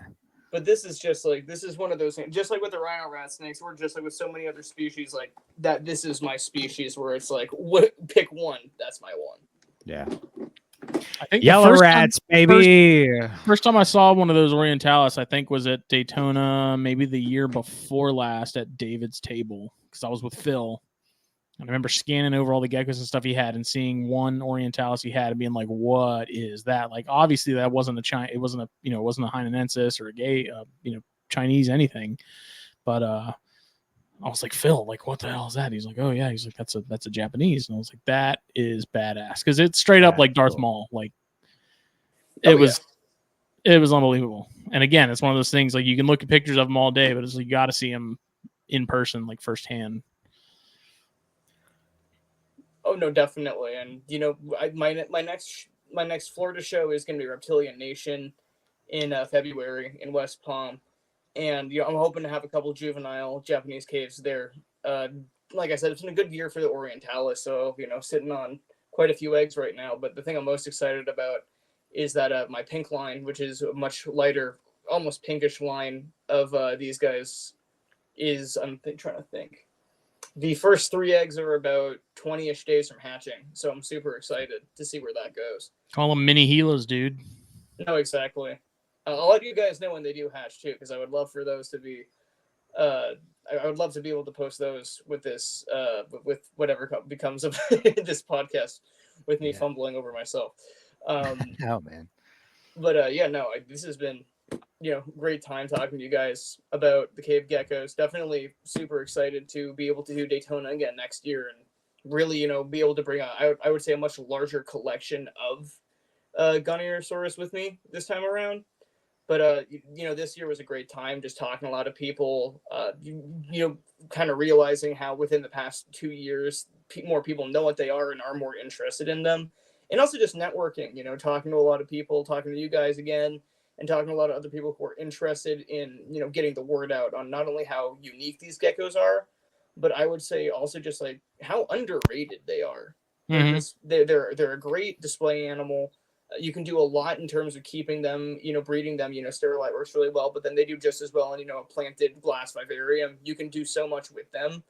And at the same time, like, all that matters is that you're on top of vitamins, you're on top of feedings, and you're on top of, like a very reasonable humidity and temperature cycle.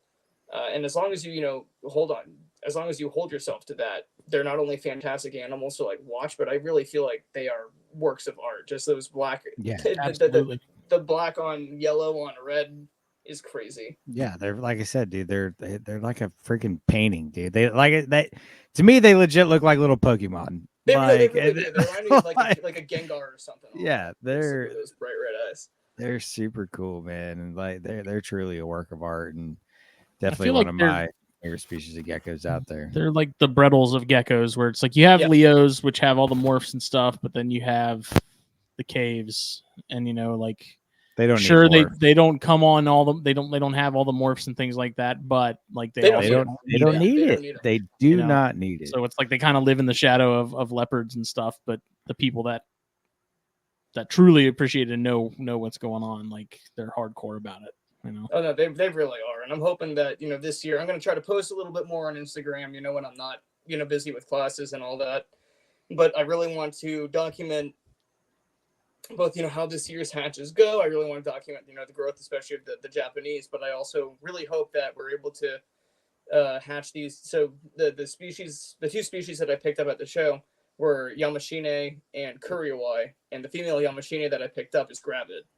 So that would be Hell super yeah. cool to have one or two of those hatch before the end of the year. And then the Kuriawai, I'm hoping might, and I definitely saw them pair up, but it'd be really cool to also hatch some of those this year. But next year for sure, I'm really excited to see not only what we're working with, but also just how many species feel like producing, so that we can really start to not add to the numbers of these very, very rare geckos, animals that are also threatened in their native Japan and China. So I think that the more captive populations we have, the more that we can at least maintain a captive population to maintain the importance of their conservation. Yeah, absolutely. Awesome, man. Well, for people that want to stay in the loop as far as those and what you're doing, where's the best place for them to do that? So you can go ahead and follow me on Instagram at Nighfall Exotics. I'm also on Morph Market and on Facebook. I am looking at eventually putting a website out just in order to put out a little more information on cave geckos as well as some of the other projects. But that's still, very much a work in progress. So for the time being, feel free to DM on Instagram if you ever want to chat cave geckos. And thank you so much, you guys. I really appreciate your time. I just followed you on Instagram. Thank you. And I also want to say how I think this is the first time I've had somebody come on here and be like, "Yeah, I've been listening to you since I was in high school," and I feel old. That's a weird thing. That's a very weird thing, but we certainly appreciate the viewership, man, and it's really great to have you on. Really a pleasure talking to you, brother. We certainly appreciate it. Yeah, likewise. You guys are making quality content, talking about important stuff, and I think that as it all kind of I'm 24 now, and I'm looking at the next generation of kids at the shows talking about on making TikToks about everything. you guys are talking about important stuff, and I think that the more content that's out there for kids to kind of be interested in reptiles and other herps, I think that the more chances there are that we'll not only have more people making podcasts like this, but more positive changes will be made in the industry and the hobby. So thank you again for everything that you guys do, because it's important. You want something that'll make you both feel like there is hope. I took a good bit of bookmarks with me to Daytona, right? Expecting to really not sell that many of them. Sold a good bit. That's awesome. Nice. Because I remember Danny's like, no one's going to buy bookmarks. I was like, you're probably right. But you know what? They don't take up a lot of space. They're cheap to make. Like, why not care? And it's good the kids are reading, too. Exactly. Yes. I was like, look, you can buy this bookmark, and then you can go down to the end of the aisle and go to the book table and buy a book, damn it. Like, I bet you people did that solely because they saw the bookmark, thought it was cool, and they're like, oh, now I need a cool book. Now I need a book. Yeah. I should have teamed up with that guy and been like, look, dude, if 5 people buy a bookmark, give them 10% off a book. Yeah, you got to plug that for next year for sure. That would be great. Honestly, there are some quality books over there. And those he always awesome books, man. Yeah. Every year. That's like one of the best tables in the show is the book guy. The book guy. Bookman. Awesome. Well, thank you guys. Yeah, man. Thank you. Of course, this has been another episode of THP. Did you forget for a second? No, I did not. Forget what show you were doing for half a second? Well, since we haven't done this one in like 6 months, then right? It's weird. No, it's been another awesome episode. Thank you, Emilio. This is great. As always, y'all check out blackboxcages.com for the best of the best PVC racks and cages quality the market has to offer. absolutely fantastic. You will not be disappointed. And then head on over to Steve Snaketuary, check out his Venom hot sauce and support him, and give them all a try. They are wonderful. Get the whole set. And we should be back next week for Flippin' 10. If you're into the field herping side of things, check out me and Skylar. We're live every other Thursday, so check that out. Justin and Phil should be back Monday for Snakes and Stogies. As far as I know. All right, cool. The first episode of Iraq Nerds is going to be hitting soon. Oh boy, it's happening. Oh boy, it's happening. Justin gets something new and makes a podcast. I can't freaking wait. Hey, in my defense, first of all, I've been talking about an invert podcast for a while. And you're just waiting to get inverts again. Now that I've officially put the wooden stake in the heart of ChondroCast, tombstone and all. Why not start a new one 2 weeks later? Why not start a new, like the ink isn't even dry on the death certificate yet. But I'm ready. And you know what? It's going to be good. It's going to be real good. You just watch. I'm excited for you, buddy.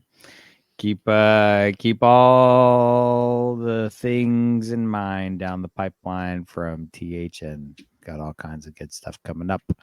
We got cool guests lined up for Flippin' 10.